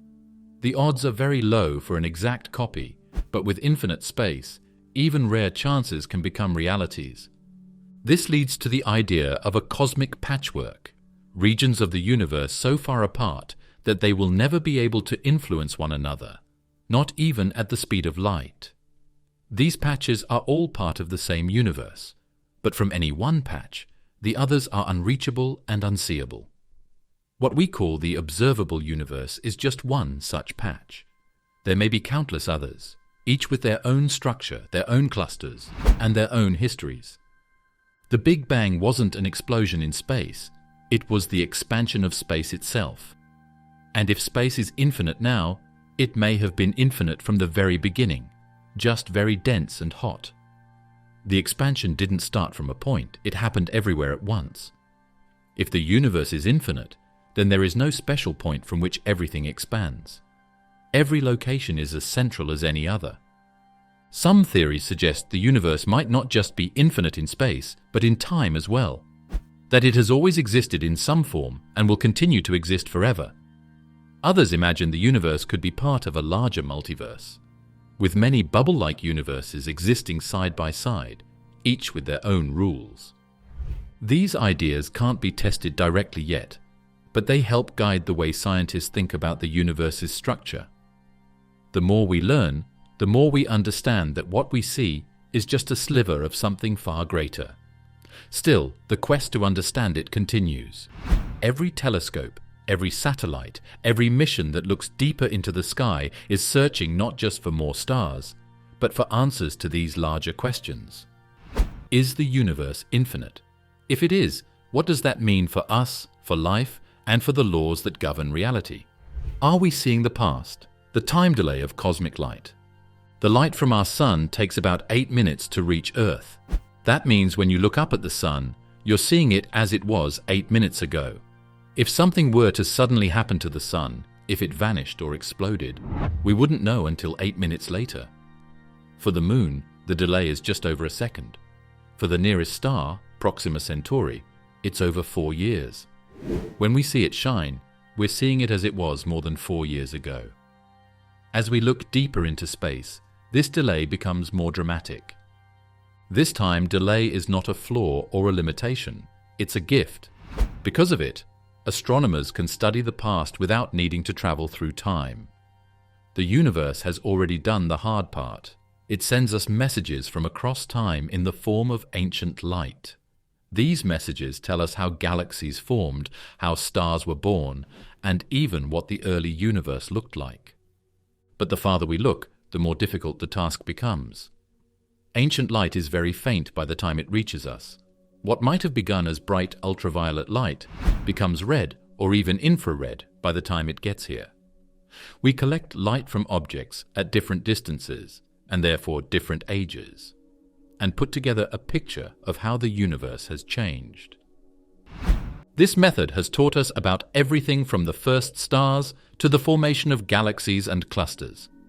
It shows how matter began to gather, how stars enriched the universe with heavier elements, and how black holes grew in size and power. We can even see supernovae and watch how they shape the surrounding space. There's something strange, though, about this way of seeing. We know that the galaxies we observe in their infancy are no longer the same. In the time it took for their light to reach us, entire generations of stars have come and gone. Some of these galaxies may have merged with others or changed shape entirely. We're looking at a version of them that no longer exists. It's like receiving a letter from someone who sent it thousands of years ago. By the time it arrives, the writer is gone. The world they lived in has changed, and we can only guess what has happened since. In this way, astronomy becomes a study of cosmic memory. We are always seeing things as they were, not as they are. Even the most familiar sights are touched by this delay. When we look at the Andromeda Galaxy, our nearest galactic neighbor, we're seeing light that left it over 2 million years ago. That's before modern humans even existed. If we were somehow able to teleport there instantly, we'd see something different than what we see through our telescopes. When scientists build models of cosmic evolution, they have to factor in the time lag. They compare observations from many different epochs to figure out how things have changed. They also use the delay to test theories about the universe's growth, the behavior of dark matter, and the effects of dark energy. There are events happening right now in distant parts of the universe that we will never know about. Those events are beyond our reach, not because we lack the tools to see them, but because the light from them will never make it to us. But the time delay also brings beauty. It allows us to see the birth of stars and galaxies. It lets us witness cosmic events that happened before Earth even existed. In the darkness of the sky, we find a record of everything that came before us. Each photon of light that reaches us carries a part of that story. It may have been traveling for millions or even billions of years. It may have bounced through gas clouds, dodged black holes, and slipped through the expanding fabric of space. And in the end, it arrives here, where we collect it with lenses and mirrors, trying to read its message. So yes, when we look at the stars, we are seeing the past. But more than that, we are learning from it. The light that took so long to reach us is a silent teacher. It shows us where we came from. It reminds us that even in the silence of space, the past is always present, written in light. Quasars and their role in illuminating the edge of the universe. Quasars are among the brightest objects in the universe, but to the naked eye, they are completely invisible. Seen only through powerful telescopes, they appear like tiny points of light, almost like stars. But these points are not stars at all. Each one is the blazing center of a galaxy, shining with the energy of 1 trillion suns. Quasars are powered by supermassive black holes, and they sit at the very edge of what we can see in the universe. Because of their brightness, they serve as cosmic lighthouses, helping astronomers explore the early universe and the most distant parts of space. The word quasar comes from quasi-stellar radio source, because when they were first discovered in the 1950s and 60s, they looked like stars in radio images. But as scientists studied them more closely, they realized quasars were very different. Their light was strange, showing unusual patterns in their spectra. The light was stretched far into the red part of the spectrum, meaning these objects were moving away from us incredibly fast. And the only way that could happen was if they were located very far away. This made quasars a kind of time capsule. Some of the most distant quasars we found formed when the universe was less than 1 billion years old. That means these objects give us a look into the universe's past, into a time when galaxies were just beginning to form. What makes quasars so bright is the supermassive black hole at the center of each one. When gas and dust fall toward the black hole, they spin around it in a disk. This disk gets hotter and hotter, glowing across the electromagnetic spectrum. The radiation can be so strong that it outshines the entire galaxy that hosts the quasar. In fact, for a time, a single quasar can be 1,000 times brighter than all the stars in its galaxy combined. Even though black holes themselves don't emit light, the process of material falling into them can be incredibly luminous. The intense gravity and speed near the event horizon cause matter to heat up to millions of degrees. That's what we see when we detect a quasar's glow. It's the light given off by the stuff being torn apart before it disappears forever. Because quasars are so bright, they can be seen from great distances. That makes them excellent tools for mapping the universe. Astronomers use quasars to measure how the universe has expanded over time. Quasars also help scientists study the space between galaxies. As the light from a quasar travels toward Earth, it passes through vast clouds of gas and dust. These clouds leave fingerprints on the light, absorbing specific wavelengths and revealing their presence. This is called the Lyman Alpha forest, a pattern of absorption lines that shows the distribution of hydrogen gas in the early universe. Not every galaxy has a quasar. In fact, quasars seem to be a phase in a galaxy's life. They usually appear when galaxies collide or when large amounts of gas fall into the center of a galaxy, feeding the central black hole. This feeding frenzy causes the quasar to ignite, but it doesn't last forever. After millions of years, the gas runs out and the quasar fades. The black hole remains, but it becomes quiet, hidden at the galaxy's center. The Milky Way, our home galaxy, has a supermassive black hole at its center too. But it's not active like the ones in quasars. Scientists believe that long ago, the Milky Way might have had a quasar phase, shining brightly across space.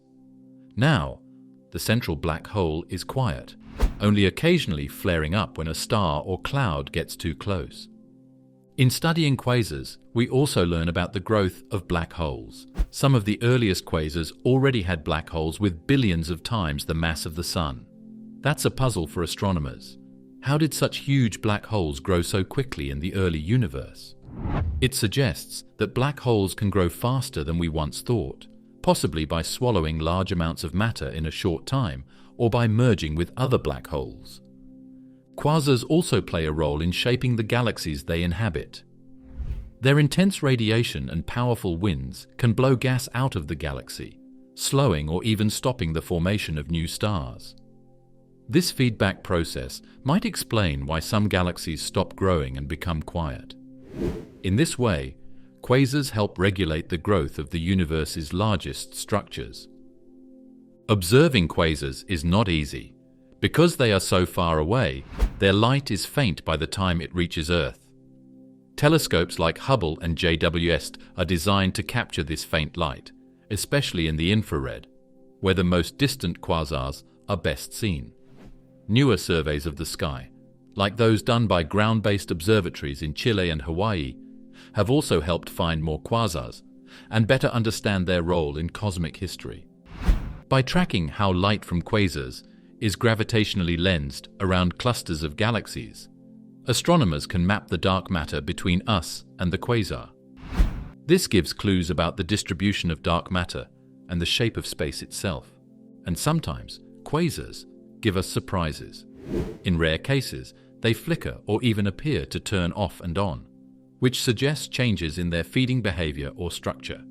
These changes happen over years or decades, and watching them helps scientists understand how black holes interact with their surroundings. In a universe so large that its farthest corners are still hidden from view, quasars help light the way. They are among the most powerful objects known, but they also serve as delicate tools that allow us to trace the outline of the universe's earliest days and explore space at distances that would otherwise be unreachable. Cosmic reionization, unlocking the secrets of the universe's dark ages. Before the stars, before the galaxies, and long before planets like Earth existed, the universe was a very different place. It was dark, cold, and filled mostly with hydrogen gas. This period, known as the Cosmic Dark Ages, lasted for hundreds of millions of years after the Big Bang. There were no stars yet, no galaxies, just gas. During that time, gravity was slowly pulling together small clumps of matter. These clumps grew, and deep inside them, the first stars were born. These stars were larger, hotter, and burned out quicker than the stars of today. They brought light back into the universe. These early stars gave off strong ultraviolet light. This light had enough energy to break apart neutral hydrogen atoms, separating them into electrons and protons again. This process is called ionization. As more stars formed and more light was released, the fog of hydrogen began to clear. Little by little, the universe became transparent again. This is the era of reionization, the time when the universe transitioned from a dark, opaque place to one that was filled with light and structure. Cosmic reionization is important because it marks the end of the Dark Ages and the beginning of the modern universe. It's when the first galaxies formed, when the large-scale structure of the cosmos began to take shape. and when light started moving freely across space. Without reionization, we wouldn't be able to see the stars, galaxies, or quasars we observe today. But reionization is also one of the most mysterious periods in the history of the universe. Even though we know it happened, we still don't know exactly when it began, how long it lasted, or what objects were responsible for it. Scientists think it started around 400 million years after the Big Bang and was mostly complete by about 1 billion years, but there's still a lot we're trying to learn. To study reionization, astronomers look for signs in the most distant galaxies and quasars. By examining how that light is affected by the gas it passed through, scientists can learn about the state of the universe during reionization. One of the main tools used in this research is something called the Gunn-Peterson trough. It's a feature seen in the spectra of distant quasars. If a quasar's light passes through a cloud of neutral hydrogen, that cloud will absorb some of the light, leaving a dark gap in the spectrum. When we see this dark gap, it's a sign that the universe still had a lot of neutral hydrogen at that time. If the gap is small or not there, it suggests the universe was mostly ionized, meaning the reionization process was further along. Another method is to look at the distribution of galaxies from that time.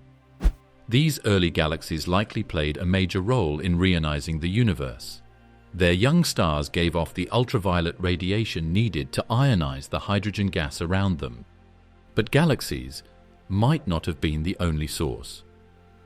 Some scientists believe that other objects, like early black holes or even exotic sources like decaying particles, could have contributed. Reionization didn't happen all at once. It was a gradual and patchy process. Some parts of the universe reionized earlier than others, depending on where stars and galaxies formed. Over time, these ionized regions grew and began to overlap, slowly pushing back the dark fog of neutral hydrogen. Eventually, the entire universe was clear, and light could travel freely in all directions. One of the challenges of studying reionization is that it's hard to see directly. The galaxies from that time are incredibly faint, and the signals from that era are weak. But scientists are developing new ways to look back into the dark ages. One of the most promising tools is the study of hydrogen itself. Even though neutral hydrogen blocks light, it also gives off a faint radio signal at a very specific wavelength, 21 centimeters.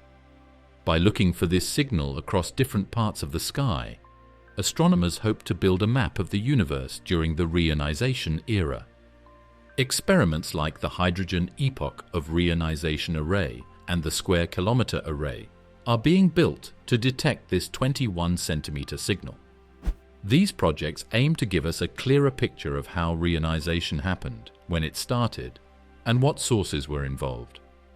The process of reionization affected the flow of gas into galaxies, which in turn shaped how stars were made.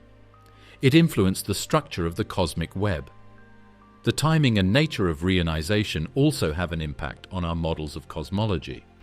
By knowing when reionization occurred, scientists can refine their understanding of how the universe expanded, how matter clumped together, and how dark matter and dark energy influenced the growth of structure. Even small changes in our understanding of reionization can lead to big changes in the way we see the universe as a whole. Galactic cannibalism: how collisions shape the universe's structure. Galaxies move, they drift, they fall toward one another under the slow pull of gravity, and sometimes when they get close enough they crash. These are not fast, explosive events like we might expect on Earth. They happen slowly, over hundreds of millions, even billions of years. But when galaxies collide, the results are powerful and long-lasting. This process is often called galactic cannibalism, a term that describes how larger galaxies grow by swallowing smaller ones. It's one of the key forces that has shaped the universe's structure over time. Galaxies come in many sizes. Some are small, made up of just a few million stars. Others, like our own Milky Way, are home to hundreds of billions. And then there are even bigger ones, giants like IC 1101 and ESO 383, 76. These massive galaxies didn't start out that way. Over time, they grew by merging with others. In fact, most large galaxies today are believed to be the result of many past mergers. Galactic cannibalism is a regular part of how the universe works. When galaxies collide, stars almost never crash into each other directly.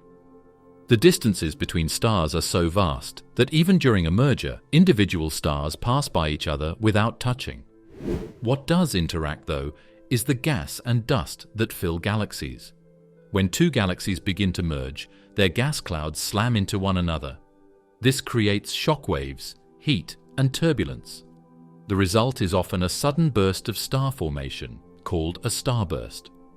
These starbursts can light up entire regions of the merging galaxies, making them some of the brightest places in the universe for a time. The stars that already exist in each galaxy are pulled into new orbits by the changing gravity around them. Over time, the two sets of stars blend together. The galaxies twist and stretch. Long arms of stars and gas can be flung out into space, forming what astronomers call tidal tails. Eventually, the galaxies settle into a new shape, often a single, larger galaxy. The final result depends on the size and type of the galaxies involved. Sometimes two spiral galaxies merge to form a giant elliptical galaxy. Other times, a large galaxy eats a smaller one and simply grows bigger while staying mostly the same shape. These mergers don't just change the galaxies involved, they also affect the space around them. As galaxies merge and grow, they reshape the cosmic web. When mergers happen, they can pull more matter into certain areas, making clusters of galaxies even larger and more massive. Over billions of years, this process has helped build the largest structures we see in space, galaxy clusters and superclusters. One major example of galactic cannibalism happening in our cosmic neighborhood is the future collision between the Milky Way and the Andromeda galaxy. Andromeda is our closest large neighbor, and it's moving toward us at a speed of about 110 kilometers per second. In roughly 4 billion years, the two galaxies will begin to merge. Over time, they will combine into a single larger galaxy. The process will take another few billion years after that to fully settle. When it's done, the new galaxy will likely be an elliptical one. This upcoming collision is not a cause for worry. The Earth and the solar system are not likely to be harmed. As with other mergers, the stars won't crash into each other directly, but our place in the galaxy could change. The sky might look different as the stars from Andromeda mix with those of the Milky Way. The night sky could be filled with bright new patterns and structures, as if the universe is painting with a new brush. In cases where a large galaxy pulls in and absorbs a much smaller one, the small galaxies often orbit the larger one for some time, before being slowly torn apart. Their stars and gas are pulled into streams, forming rings or arcs around the bigger galaxy. These remnants can be traced and studied by astronomers. They act like fossils, showing the history of past mergers. In fact, researchers have found such stellar streams around the Milky Way, proof that our galaxy has been swallowing others for billions of years. The Milky Way is still doing it. Even now, our galaxy is in the process of merging with several smaller companions. The Sagittarius dwarf galaxy is one example. It's being torn apart and stretched as it orbits us, leaving a trail of stars behind. Over time, its remains will become part of the Milky Way. These ongoing mergers add mass to our galaxy and keep changing its structure. They also feed the black hole at its center, giving it more material to pull in. There's another important side to galactic mergers. They help trigger the activity of black holes. When galaxies collide, the gas in their centers gets pushed inward. This gas falls toward the supermassive black hole at the heart of the galaxy, feeding it and making it more active. As the black hole eats the gas, it shines brightly, often becoming a quasar. These bursts of activity help us find galaxies that are in the middle of merging. The light from quasars and the patterns in the stars give us a detailed look at what happens during these cosmic encounters. Using powerful computers, researchers can recreate the process step by step. These simulations show how gravity pulls galaxies together, how gas flows inside them, and how stars and black holes respond. The results match what we see through telescopes, giving us confidence that galactic cannibalism is a real and important part of cosmic evolution. Over time, galactic mergers have transformed the universe from a place filled with small, faint galaxies to one with giant clusters and massive, complex systems. Every large galaxy we see today is the product of countless past mergers. Some of those collisions happened early in the universe's history. Others are happening right now, and many more will happen in the future. Through these quiet, massive collisions, the structure of the cosmos is constantly being reshaped, one galaxy at a time. The Lyman Alpha forest, a cosmic puzzle in the light of distant quasars. To understand what the Lyman Alpha forest is, we need to look at the nature of hydrogen, the most common element in the universe. When a photon encounters a hydrogen atom, it can be absorbed if it has just the right amount of energy. One of the most important energy levels in hydrogen involves something called the Lyman Alpha transition. This transition happens when an electron in a hydrogen atom jumps from its lowest energy level to a slightly higher one, and it corresponds to a very specific wavelength of ultraviolet light.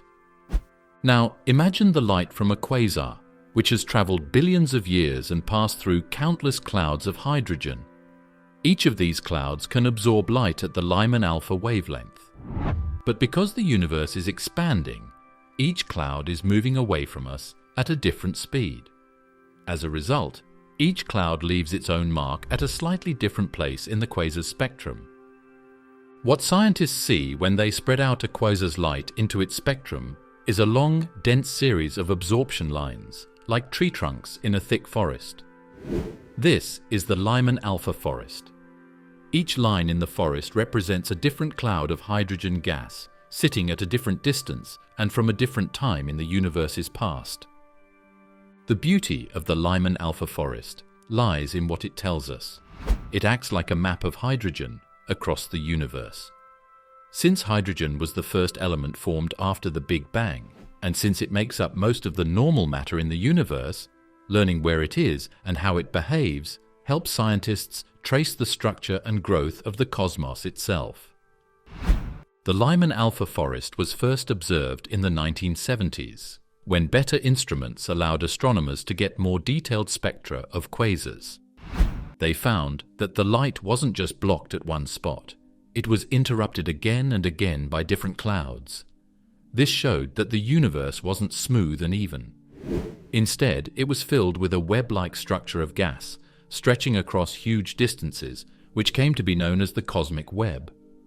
By measuring how strong or weak each line is, scientists can estimate how dense the gas cloud was.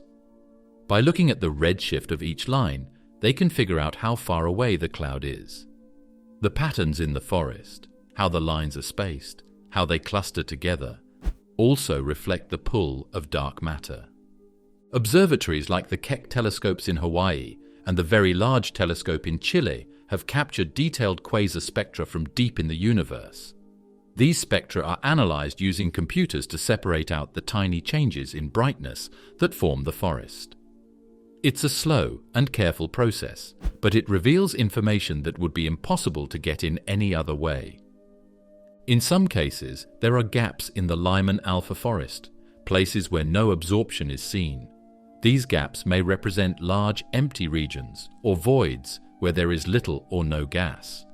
Other times, strong absorption lines cluster together, suggesting denser regions of gas, possibly near galaxies or other structures. These variations help map out the large-scale structure of the universe. One particularly exciting development has been the use of many quasars spread across the sky to build 3D maps of the Lyman Alpha forest. Instead of just a single line of sight, these maps use many lines of sight from different quasars to create a more complete picture. It's like going from a single thread to a woven fabric. With this technique, scientists are now able to see the shapes and structures of the early universe in 3 dimensions, providing even more detail about the cosmic web. There's also growing interest in how the forest might be used to test ideas about the fundamental laws of physics. Some theories suggest that changes in basic constants or the influence of exotic particles might leave subtle marks in the Lyman Alpha forest. By comparing forest data with simulations, scientists can look for hints of new physics, clues that something deeper is going on in the structure of the universe. Every time scientists discover a new, more distant quasar, they get another chance to look deeper into the forest. Each new observation adds to the picture, helping us understand how the early universe took shape. And though the Lyman Alpha forest is just one piece of the larger cosmic puzzle, it has become one of the clearest windows into the ancient past. Exploring cosmic gravitational lensing. How far can we peer into the universe? One of the most surprising and helpful tools in the search to understand the universe is something nature provides for free. Gravitational lensing lets scientists peer deeper into space than any man-made telescope alone could ever reach. Sometimes, gravitational lensing creates perfect or nearly perfect rings of light around the massive object that's bending the light. These are called Einstein rings. Other times, it creates arcs or stretched-out shapes. When the alignment between the distant object, the lensing mass, and Earth isn't perfect, the light may be split into two or more separate images. In the night sky, these look like glowing smudges around a brighter object. They are echoes of light that has traveled through the curved space around galaxies. Gravitational lensing has played a big role in the discovery of some of the farthest galaxies ever seen. In many cases, astronomers aim their telescopes at massive galaxy clusters, which are full of stars, gas, and dark matter. These clusters act like cosmic lenses, magnifying the background universe. By studying the warped images around these clusters, scientists can find and study tiny, ancient galaxies that would be impossible to detect any other way. One famous example is a cluster called Abell 2744, also known as Pandora's cluster. This cluster is so massive and complex that it bends light in multiple directions, creating a patchwork of distorted galaxies from the deep past. When Hubble looked at this region, it didn't just see the cluster itself. It also saw magnified galaxies far behind it, some from when the universe was less than 1 billion years old. Without the lensing effect of Abell 2744, those distant galaxies would have stayed hidden. Another powerful lens is the galaxy cluster MAX-J 1149 plus 2223. In 2016, this cluster helped reveal a distant supernova nicknamed Refstol that had exploded more than 9 billion years ago. Because of gravitational lensing, the light from this single supernova arrived on Earth through different paths at different times. Scientists were able to see the same explosion more than once, like watching a movie that rewinds and replays. It was the first time this had ever been observed, and it gave researchers a new way to study both supernova and the lensing effect itself. Since dark matter bends space just like normal matter, it affects how light from background galaxies gets distorted. By carefully mapping how galaxy shapes are stretched in lensing images, researchers can figure out where the dark matter is and how much of it there must be. There are two main types of gravitational lensing: strong lensing and weak lensing. Strong lensing creates clear, obvious effects like arcs, rings, or multiple images. It happens when a background object, a lensing mass, and Earth are almost perfectly aligned. Weak lensing, on the other hand, is more subtle. It gently stretches and warps the shapes of background galaxies, often in a way that's hard to notice in just one image. But when astronomers study the shapes of millions of galaxies, they can detect the overall pattern of stretching and use it to map large-scale structures in the universe. Weak lensing is now a key tool in surveys of the universe's structure.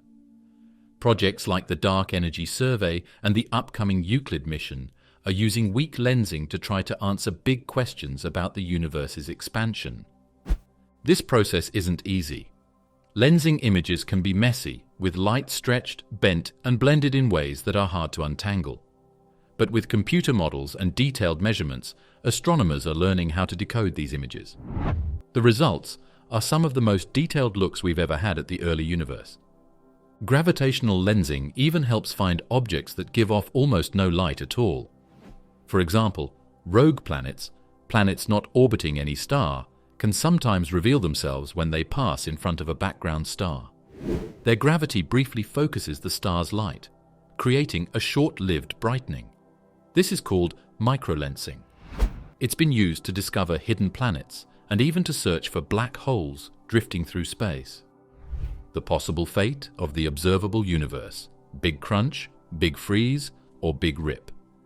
There are a few main ideas about how the universe might end. Each one depends on how gravity, expansion, and energy all play together across space-time. Scientists call these the Big Crunch, the Big Freeze, and the Big Rip. They describe very different outcomes, each with its own story, its own rules, and its own strange kind of final moment. The Big Crunch is one of the oldest theories. It starts with the idea that the universe, after expanding for billions of years, might one day stop growing. Instead of continuing to stretch out, it would slow down. Then, pulled by gravity, everything would begin to come back together. Galaxies would stop moving away from each other and start falling inward. The distances between stars and galaxies would shrink. Over an unimaginable span of time, all the matter in the universe would be pulled toward itself. In the final stages, the universe would collapse in on itself, getting hotter, denser, and more violent as everything rushes toward a single point. It would be like the Big Bang in reverse. Some scientists once thought that this might lead to another Big Bang, beginning a new cycle of expansion. In that view, the universe would keep being born and destroyed over and over again. But because of dark energy, the Big Crunch now seems less likely. The universe isn't slowing down. It's not reversing course. Instead, it's expanding more and more with time. That brings us to the second idea, the Big Freeze. The Big Freeze doesn't involve a violent collapse. It's a slower, colder process.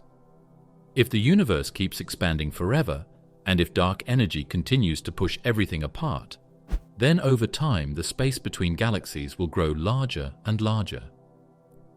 Galaxies that are now far away will move so far from us that their light will never reach us again. They will fade into darkness. Eventually, even galaxies close to us will drift apart. Stars will burn out, one by one. The fuel that powers them, hydrogen, will run low, and new stars will stop forming. Planets will freeze. Black holes will be all that remain, slowly evaporating over trillions of years through a process called Hawking radiation. What's left will be a thin, cold sea of particles spread across an enormous, nearly empty space. No light, no heat, no new beginnings, just stillness. This version of the end is called heat death. It's based on the laws of thermodynamics, which tell us that energy spreads out and becomes less useful over time. In a frozen universe, all the useful energy would be gone. Nothing could happen anymore. No stars could shine. No life could exist. The universe would not explode. It would not vanish. It would just go on, lifeless and cold, for an unthinkable length of time. The third idea is called the Big Rip, and it also involves dark energy, but in a more extreme way. Some scientists believe that the strength of dark energy could increase over time. Right now, dark energy pushes galaxies apart, but gravity still holds galaxies together. If dark energy gets stronger, it could eventually overpower everything. First, galaxy clusters would break apart. Then galaxies themselves would be torn apart. After that, star systems would come undone. Planets would be pulled away from their stars. Then stars too might be torn apart. Finally, even atoms could be ripped apart, as space itself stretches so violently that nothing can stay whole. In this scenario, the universe ends not with a freeze or a crunch, but with a tearing, down to the smallest parts of matter. Time would run out in a final chaotic moment. Some scientists have tried to calculate when this could happen. If the theory is right, and if dark energy really is getting stronger, the Big Rip might be billions of years in the future. But it's a chilling idea. The thought that space itself could grow so wild that it destroys everything. All of these ideas are based on current observations. They depend on how much matter there is in the universe, how dark energy behaves, and how gravity works over huge distances. As we learn more, we may find new clues that point to one ending or another, or maybe to something entirely different. It's also possible that the end of the universe could involve something we haven't even discovered yet. Some scientists think that dark energy might one day decay into something else. If that happened, the laws of physics could change in an instant. The universe could collapse, or boil away, or shift into a new state where atoms no longer hold together. This is called vacuum decay, and it's more like a cosmic reset than a traditional end. It would happen so fast and with so much energy that we wouldn't even see it coming. For now, we don't know which of these endings is correct. We are small, living on a quiet planet in a modest galaxy. But we have minds that can ask big questions. What happens at the end of time? Where does everything go? And what does it all mean? Whether the universe ends in fire, ice, or silence, the search for that answer continues. Every discovery, every new image from deep space brings us a little closer to understanding the fate that lies far, far ahead. Cosmic inflation, the period that shaped the observable universe's limits. Cosmic inflation is one of the most important events in the history of the universe.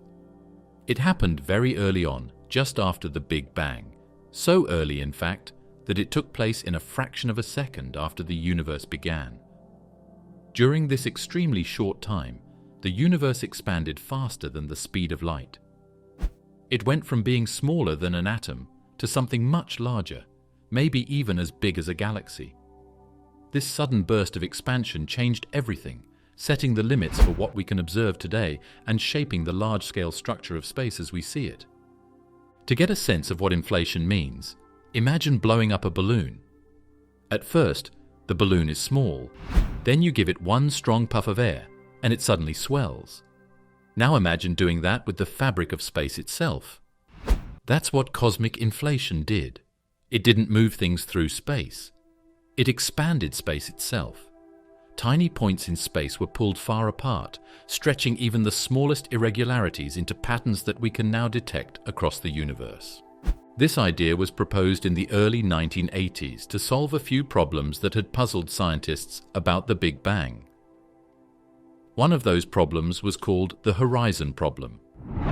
It had to do with the temperature of the universe. When we look in one direction in the sky and then in the opposite direction, we see that the universe has almost exactly the same temperature everywhere. But according to the normal rules of physics, these regions should never have had time to exchange energy or information. They should be too far apart for light to travel between them, even over billions of years. So how can the temperature be so uniform? Inflation provides a solution. It suggests that these distant regions were once much closer together, close enough to influence each other and even out their temperatures. Then, during inflation, space expanded so quickly that these regions were pulled far apart, beyond each other's reach. What we now see as different areas of the sky were actually once part of the same patch of space. Another puzzle was the flatness problem. This refers to the geometry of the universe. Observations show that the universe is very nearly flat. But for that to happen naturally, the early universe had to be balanced in a very precise way. It would be like throwing a pencil into the air and having it land perfectly upright. Inflation helps explain this too. Just like blowing up a balloon flattens out any wrinkles on its surface, inflation would have smoothed out any curves in space, making it appear flat on large scales. But inflation did more than just fix problems. It also gave the universe structure. Before inflation, any small variations in the density of energy were on the tiniest scales. But the rapid expansion stretched those tiny fluctuations into large-scale differences that eventually became the seeds of galaxies and clusters. The evidence for inflation comes in part from the CMB. When mapped in great detail, the CMB shows small temperature variations across the sky. These variations match what inflation theory predicts. They have the right size, the right shape, and the right distribution. It's like seeing the fingerprints of inflation imprinted on the oldest light in the universe. One of the most interesting things about inflation is how it changed the size of the observable universe. Before inflation, the entire universe was extremely small. But after inflation, even though the whole universe may still be infinite, our visible patch of it was suddenly much larger. It set the outer boundary for what we can see today. In a way, inflation defined the size of our cosmic bubble.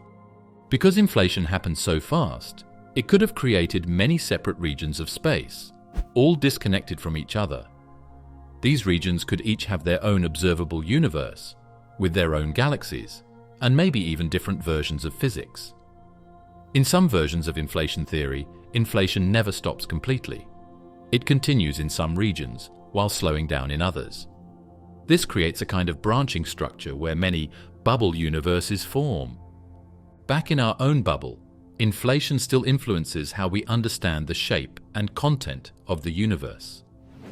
The fact that the universe is mostly the same in all directions, the idea of cosmic homogeneity, makes more sense when we consider that all parts of the sky came from a shared, smaller space that expanded quickly.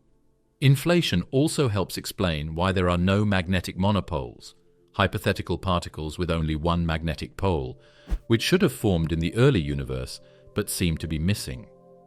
Inflation would have spread them so thinly that we'd never see them. Even though inflation is a widely accepted idea, it's still not fully proven. Scientists are looking for more direct evidence. One clue they hope to find is a pattern in the polarization of the CMB called B-mode polarization. This would be a sign of gravitational waves, ripples in space-time, that were created during inflation. These signals would be incredibly faint, but if found, they would be a strong confirmation that inflation really happened. Detecting such signals requires instruments that are incredibly sensitive. Experiments based in Antarctica or high mountain regions have been scanning the sky for these patterns. So far there have been some possible hints, but nothing confirmed beyond doubt.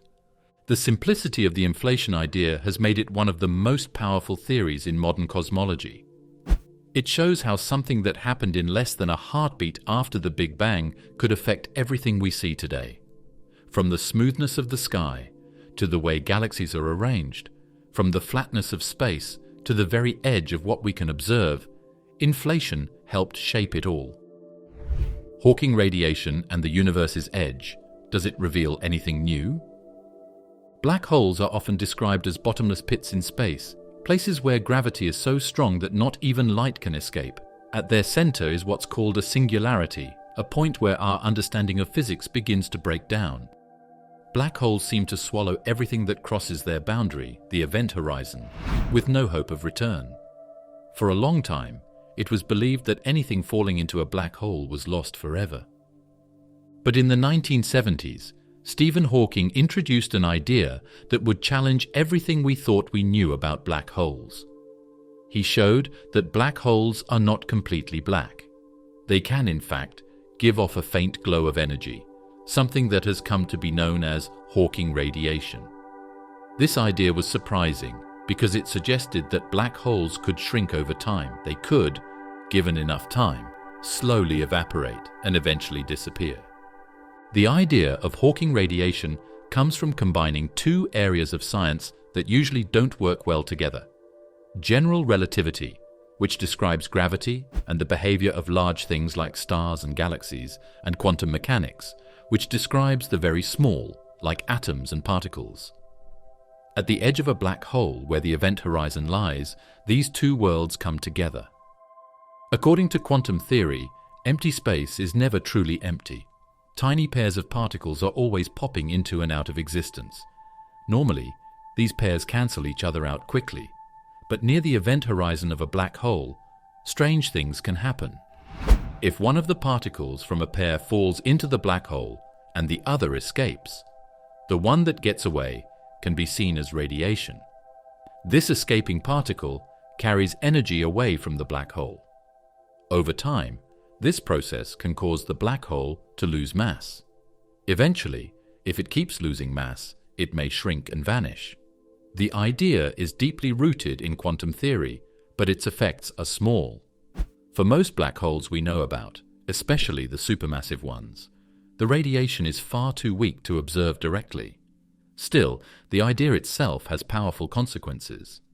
One of the most important ideas behind Hawking radiation is that it offers a way for information to escape a black hole, or at least raises the question of what happens to that information. In physics, information is everything. It describes the exact state of a system, the arrangement of particles, their energy, and how they interact. The big puzzle is that if something falls into a black hole, and the black hole eventually disappears, what happens to the information that was inside it? This is called the black hole information paradox. Some scientists think that Hawking radiation might hold the key. They suggest that the radiation might somehow carry information with it, in subtle patterns or shifts. Others argue that the information could be stored on the event horizon itself, in a kind of hologram. This leads to another strange idea, that the three-dimensional universe we live in might be described by information stored on a two-dimensional surface. So how does this relate to the edge of the universe? Some theories suggest that the universe itself might be shaped by similar rules. If black holes evaporate through Hawking radiation, perhaps the universe too could have an endpoint or a kind of slow fade over time. This idea ties Hawking radiation into the broader picture of cosmic evolution. There's also a connection between Hawking radiation and the early universe. Some scientists think tiny black holes may have formed in the early moments after the Big Bang, created from extreme pressure and energy in small pockets. These are called primordial black holes. If they exist, they would be much smaller than the black holes formed by stars. Because they are smaller, they would also emit more Hawking radiation. Over billions of years, these small black holes could have evaporated, leaving behind bursts of energy. If we could detect such bursts, they might tell us more about the early universe. Despite all the ideas surrounding Hawking radiation, it remains unproven. No one has yet seen it in action. The radiation is incredibly faint, and space is full of other signals and noise. But that hasn't stopped scientists from trying. Experiments on Earth have tried to recreate conditions similar to a black hole using sound waves, light, and special materials. These are not true black holes, but they may help us understand how radiation near an event horizon might work. The search for Hawking radiation is part of a larger effort to understand quantum gravity, the effort to bring together quantum mechanics and gravity in a single theory. This has been a goal of physics for decades. It's difficult because the rules that work on small scales don't match the rules that work on large ones. Black holes are the perfect test ground for this problem. They are massive and heavy, but they also involve very small regions of space where quantum effects matter. Hawking radiation sits at the intersection of these two worlds. Black holes, playing a quiet but important role, are like cosmic anchors, shaping the space around them, pulling in matter, and, possibly, giving off faint signals that carry clues about the nature of space-time. If we could unlock those clues, we might find that black holes don't just mark the ends of stars. They might also point toward the edges of the universe itself, where time, space, and information meet. Hawking's insight gave us a new way to think about black holes, not just as traps of gravity, but as dynamic parts of the universe that interact with space, time, and matter in subtle ways. And maybe, just maybe, the same forces that let a black hole disappear could also teach us something new about where the universe came from, where it's headed, and what might lie beyond the edges of what we can observe. The universe as a hologram. Is the edge just a projection? The holographic principle was first inspired by observations about black holes. According to traditional thinking, any object that falls into a black hole is lost to the singularity at the center, and its information is destroyed. But this posed a problem. The laws of physics, particularly those related to information, state that information cannot be destroyed. Something had to give. In the 1990s, physicists proposed that instead of information being lost inside a black hole, it might be encoded on the event horizon. This idea suggested that the surface of the black hole contained all the information about the matter that fell in, and that the three-dimensional world we experience might be encoded on a two-dimensional surface. In other words, the three-dimensional reality we observe could be a kind of illusion, a projection from a more fundamental two-dimensional surface.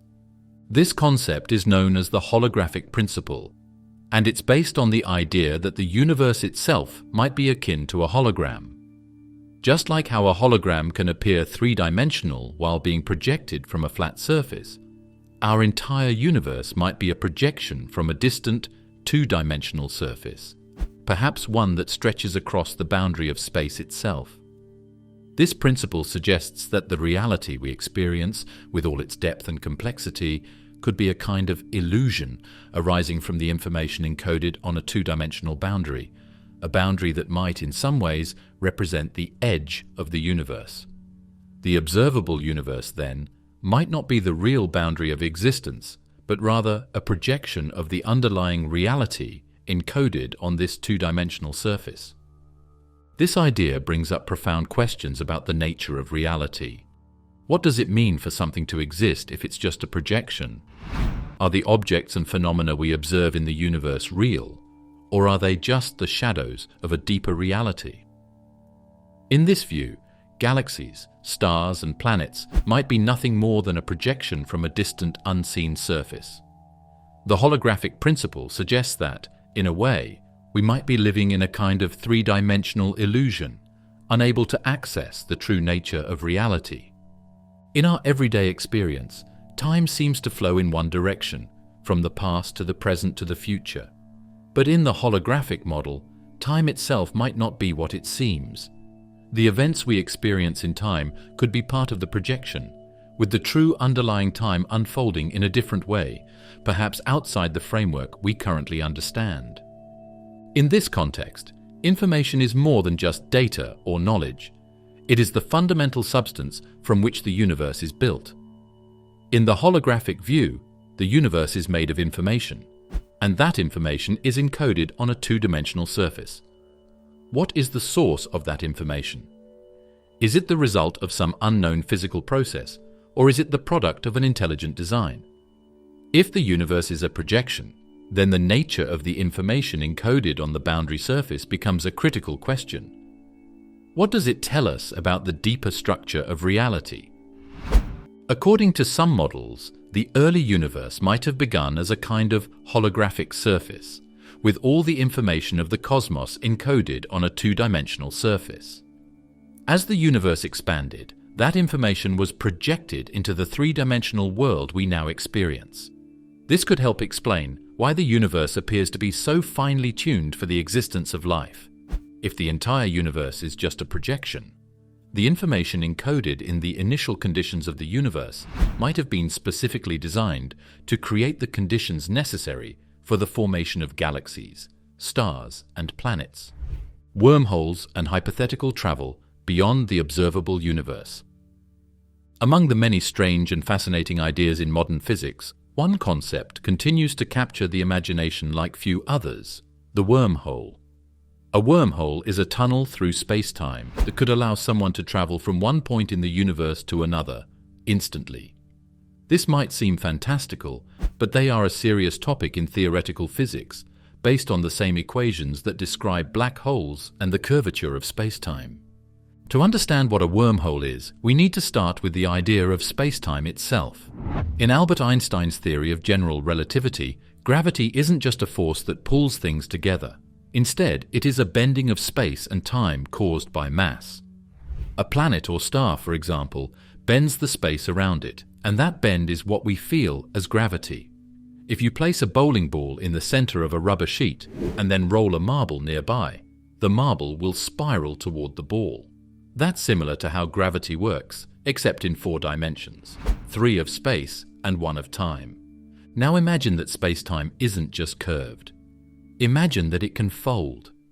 If you take a piece of paper, draw 2 dots on it, and then fold the paper so the dots line up, you've just made a shortcut. A wormhole is like that shortcut through space-time. It's a tunnel with 2 ends, sometimes called mouths, connected by a throat. One mouth could be near Earth, and the other could be light years away, or in a different part of the universe entirely. If such a tunnel could exist and stay open, it might let someone move across vast distances in an instant.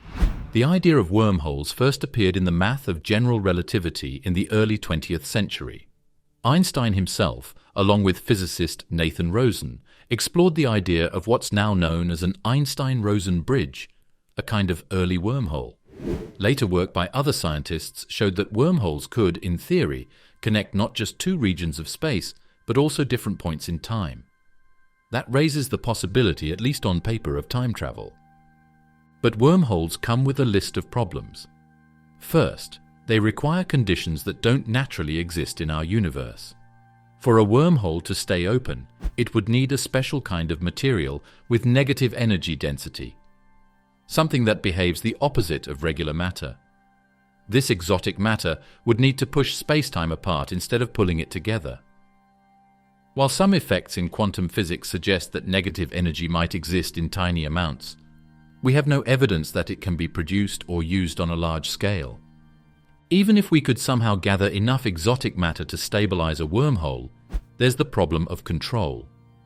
Where does the wormhole lead? Could we aim it?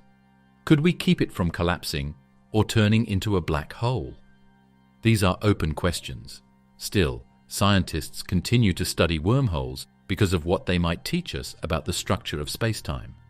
They are like a test of our understanding. If we can explain wormholes, we might get closer to figuring out what's possible in the universe and what lies beyond what we can see. This brings us to the idea of traveling beyond the observable universe. A wormhole, if it could be built or found, might offer a way to cross the boundary. It wouldn't be limited by the speed of light in the usual sense, because the shortcut could connect two places instantly.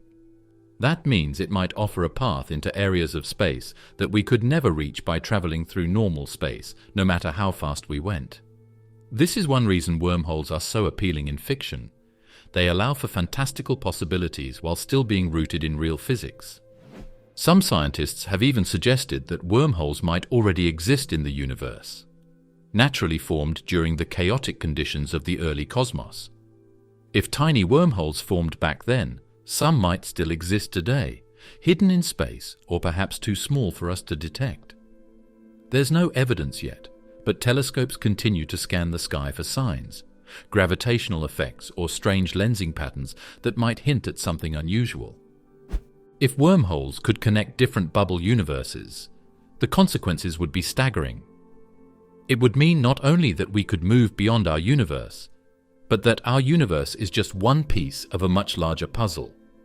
Physicists working on theories of quantum gravity, including string theory, have explored the idea that wormholes could be related to the deep structure of reality.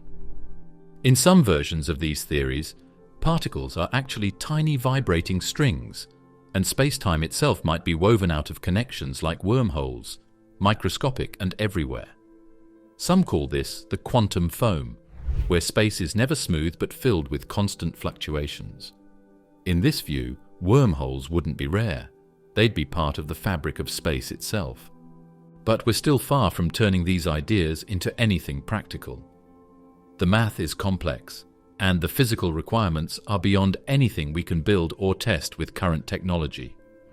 For now, wormholes remain a powerful thought experiment, a way to explore the edges of what might be possible. They challenge our assumptions about distance, time, and what it means for something to be out of reach. Even without direct proof, wormholes push science forward. They make us ask questions we might not otherwise consider. Could we one day send a signal through a wormhole? Could we use one to study regions of the universe we will never see with a telescope?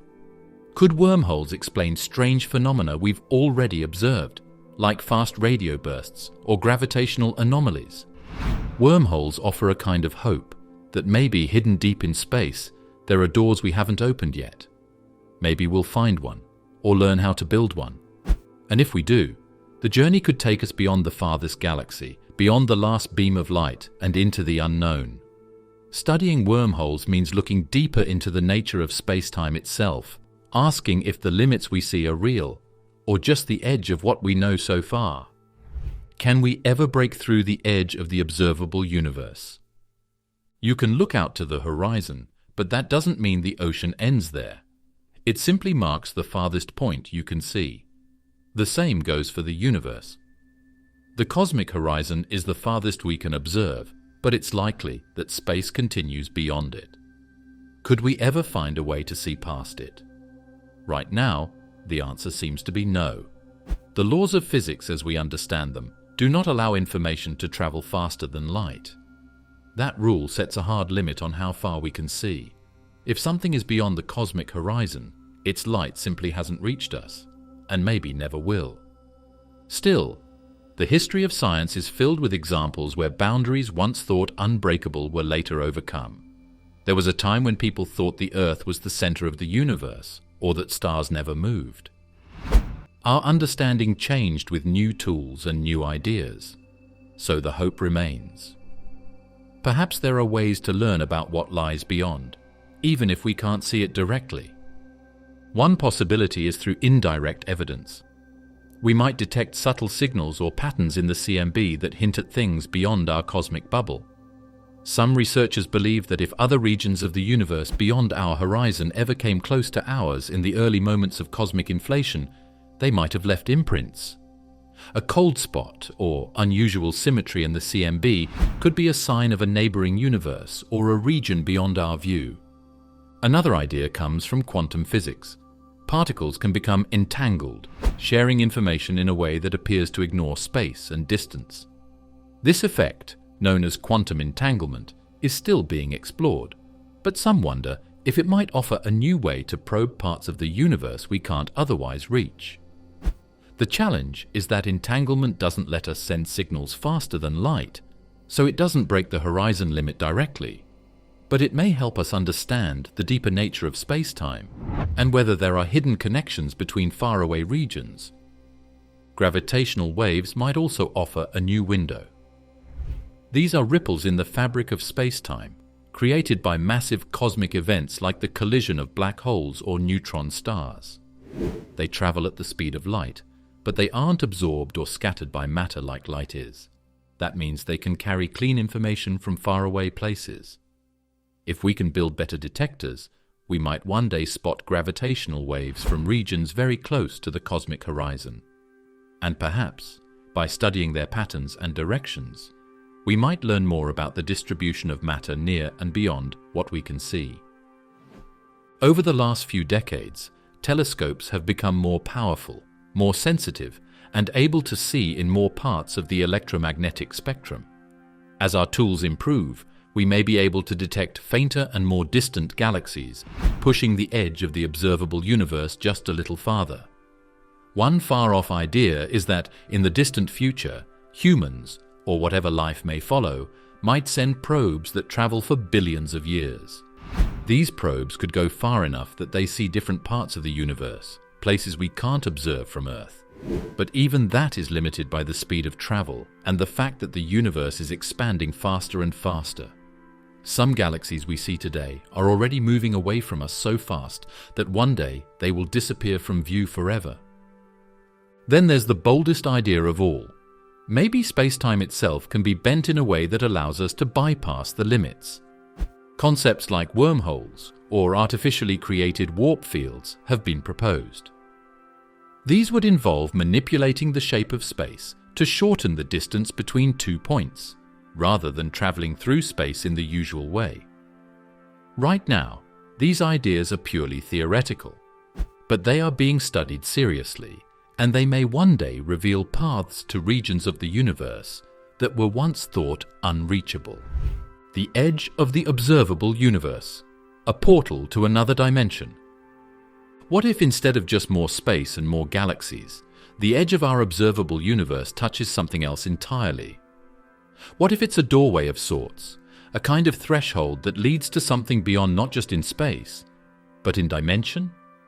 This is where the idea of other dimensions comes in. Not just different regions of our own universe, but entirely different realities. In many theories, including those that come from string theory or various multiverse models, our universe might be just one layer in a much bigger structure. In these theories, our universe could be called a brane, short for membrane, it could be floating in a higher dimensional space that we can't see or interact with. This higher space is sometimes called the bulk. Within this framework, the edge of the observable universe might not just be a fading boundary. It could be the point where our brain ends, or where it folds, or touches another brain.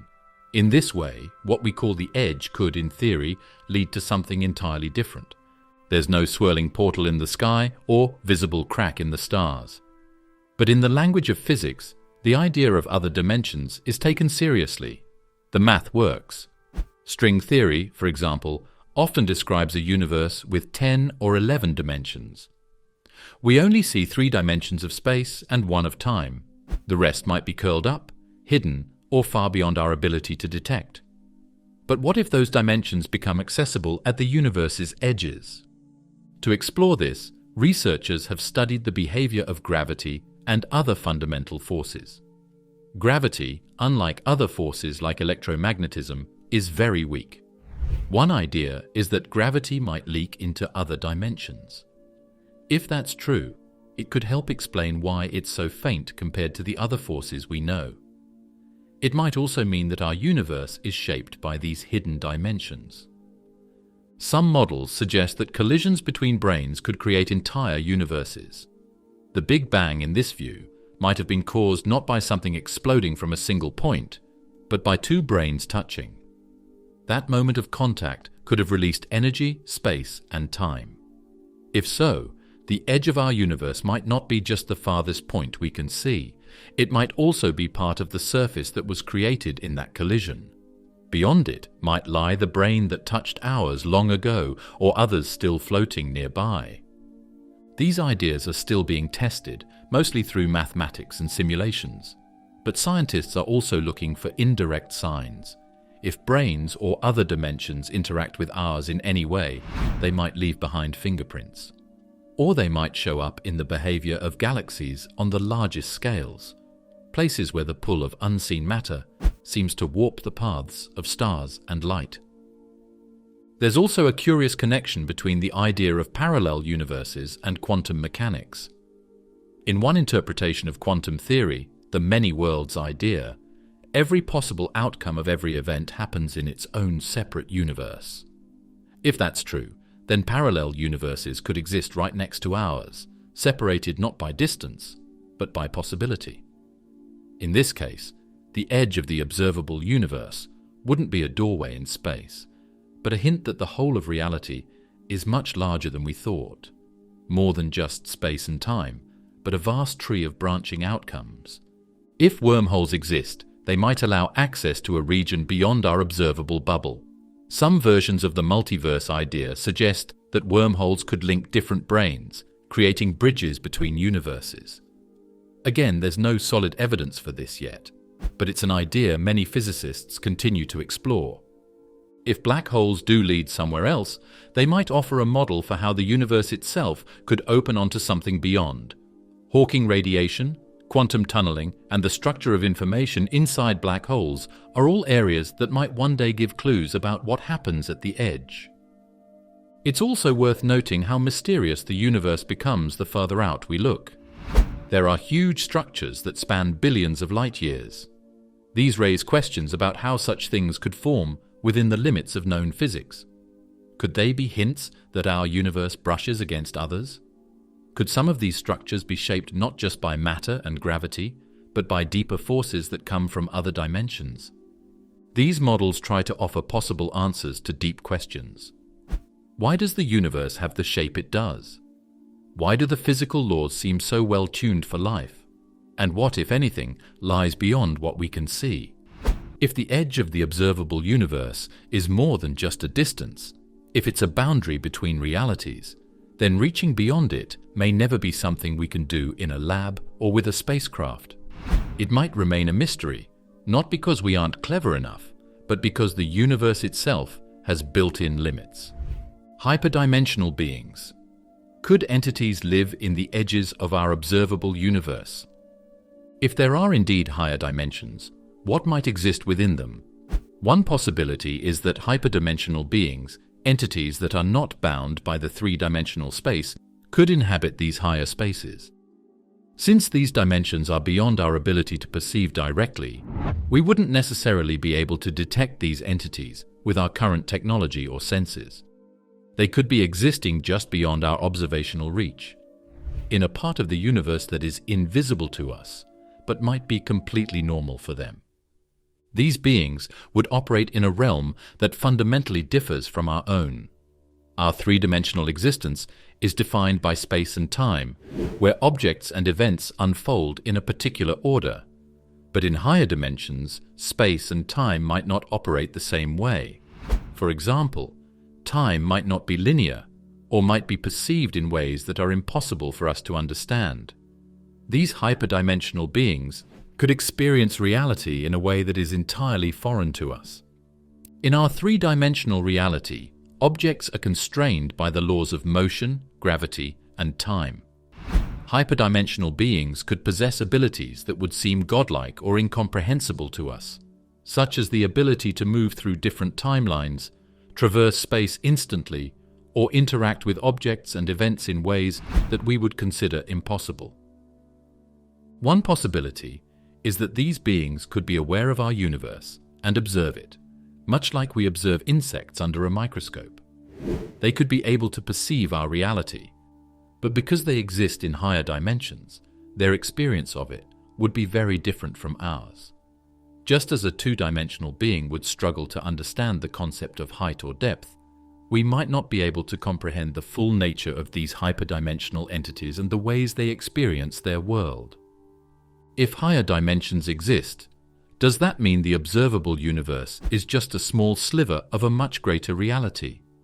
Could the edges of the observable universe represent not the farthest reaches of space, but a boundary between our dimension and theirs?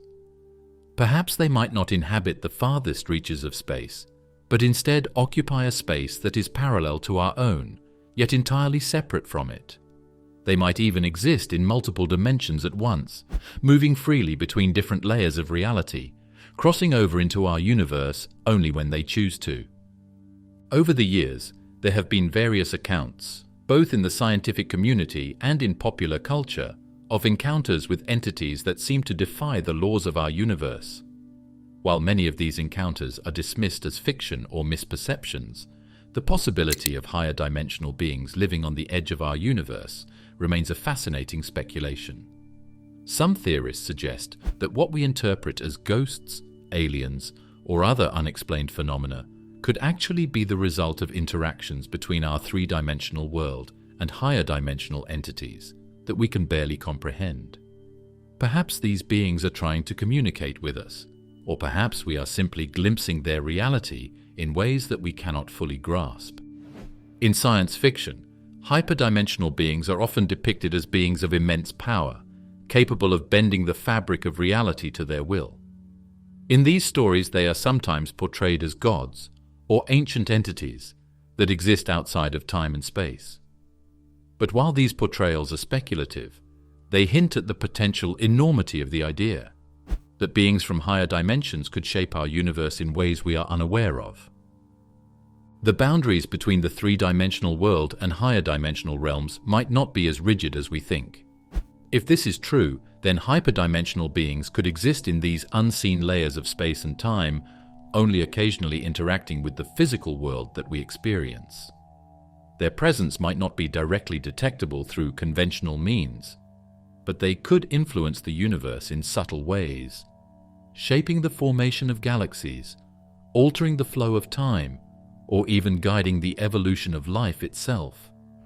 One of the most intriguing aspects of these hyperdimensional entities is their potential ability to perceive multiple versions of reality.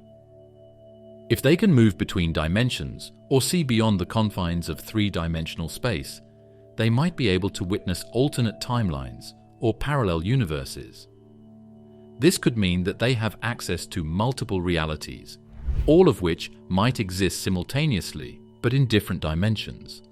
For us, the edges of our observable universe mark the limits of what we can perceive, but for these higher dimensional beings, the boundaries of space and time might be more fluid.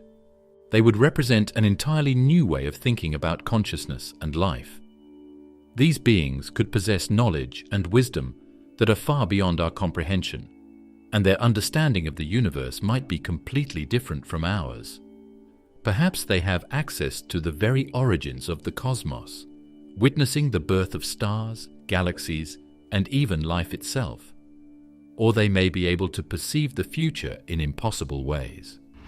The search for evidence of higher dimensions, the nature of dark energy, and the quest to understand the true structure of the universe may eventually provide answers to some of these questions. Whether or not hyperdimensional beings exist remains speculative, but their possibility opens up a whole new realm of thought and exploration. A realm where the boundaries of the universe we know could be just the beginning of something much larger, more complex, and far more mysterious. Are we living in a simulation? The edge of reality as we know it. The simulation hypothesis proposes that everything we experience, the world around us, our emotions, our thoughts, might not be part of a real universe at all. Instead, it might be the product of some sort of computer program or sophisticated virtual reality system. The idea was popularized by philosopher Nick Bostrom in the early 2000s, who argued that if a civilization were to advance far enough, it might develop the technology to create simulated realities so detailed and complex that the beings within them would be completely unaware of their artificial nature. In the simulation hypothesis, our universe would be just another simulation running within an advanced computer system.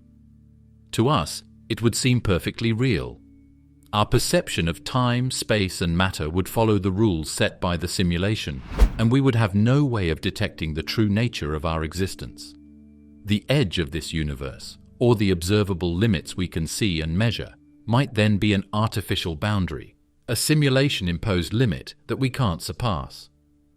One of the core ideas behind this hypothesis is that the development of technology, particularly computing power, could eventually allow for the creation of highly sophisticated simulations.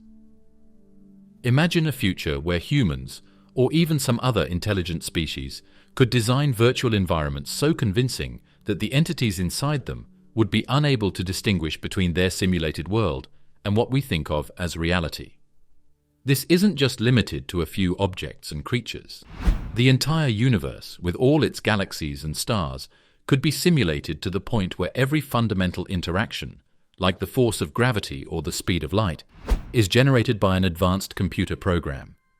If this is the case, the observable universe, the part of the universe we can study and measure, might be just a small fragment of an incredibly vast simulated reality. The edge of the observable universe could simply be the farthest we are allowed to see. The simulation could have designed these limits so that we can never observe or measure anything beyond them. It could even be that the distant galaxies we see through telescopes are not real physical objects but are, in fact, part of the simulation's programming, designed to give us the illusion of an expansive universe. The stars and galaxies might not truly exist at all. They are just projections or pixels in the vast simulated reality. Just as a video game world might have invisible walls or limits to prevent players from going outside the game's programmed environment, the universe could have its own set of constraints. These constraints might not be visible to us because the simulation is designed to keep us from realizing it. Some proponents of the simulation theory point to anomalies in the universe as possible evidence for this idea. For example, the laws of physics seem to be finely tuned to allow life. If these constants were even slightly different, life as we know it would be impossible. In a simulated world, this fine-tuning could be intentionally set by the creators of the simulation to allow for certain outcomes.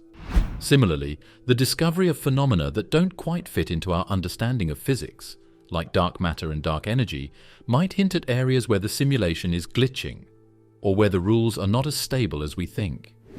Another intriguing aspect of the simulation theory is the possibility of a resolution limit, a point beyond which the simulation cannot simulate the world with the same level of detail. Just as a video game can have a maximum resolution that limits how fine details can appear, the simulated universe might have a resolution limit that defines the smallest scale of reality we can observe. This would mean that, as we attempt to peer deeper into the subatomic world, we might eventually encounter a point where the universe itself becomes pixelated or breaks down into discrete chunks. This could be similar to how we see the world in terms of atoms and molecules. If the simulation theory is true, we could eventually discover that space itself is made up of finite, indivisible units, or pixels, much like how digital images are made up of tiny squares of color. At this level, the concept of the edge of the universe might blur into a more philosophical question. Is the universe truly continuous, or is it just a massive digital construction? If the simulation theory holds any truth, our search for the edge of the observable universe could be an endless pursuit. The more we study and explore the farthest reaches of space, the more we may encounter anomalies that don't make sense within our current understanding of physics. These anomalies could represent cracks in the simulation structure, imperfections that occur when trying to simulate a universe as vast and complex as the one we perceive. Perhaps certain regions of the universe might appear inaccessible, not because of physical limitations, but because they lie outside the parameters of the simulation. One of the most provocative aspects of the simulation hypothesis is that it suggests a deeper level of reality beyond the one we experience. If we are living in a simulation, then there might be a real world outside the simulation, a world in which the universe operates according to different principles. The edge of the universe might be just a boundary between two distinct levels of reality. Beyond this boundary, there could be a vast and entirely different world, with its own rules and physical laws.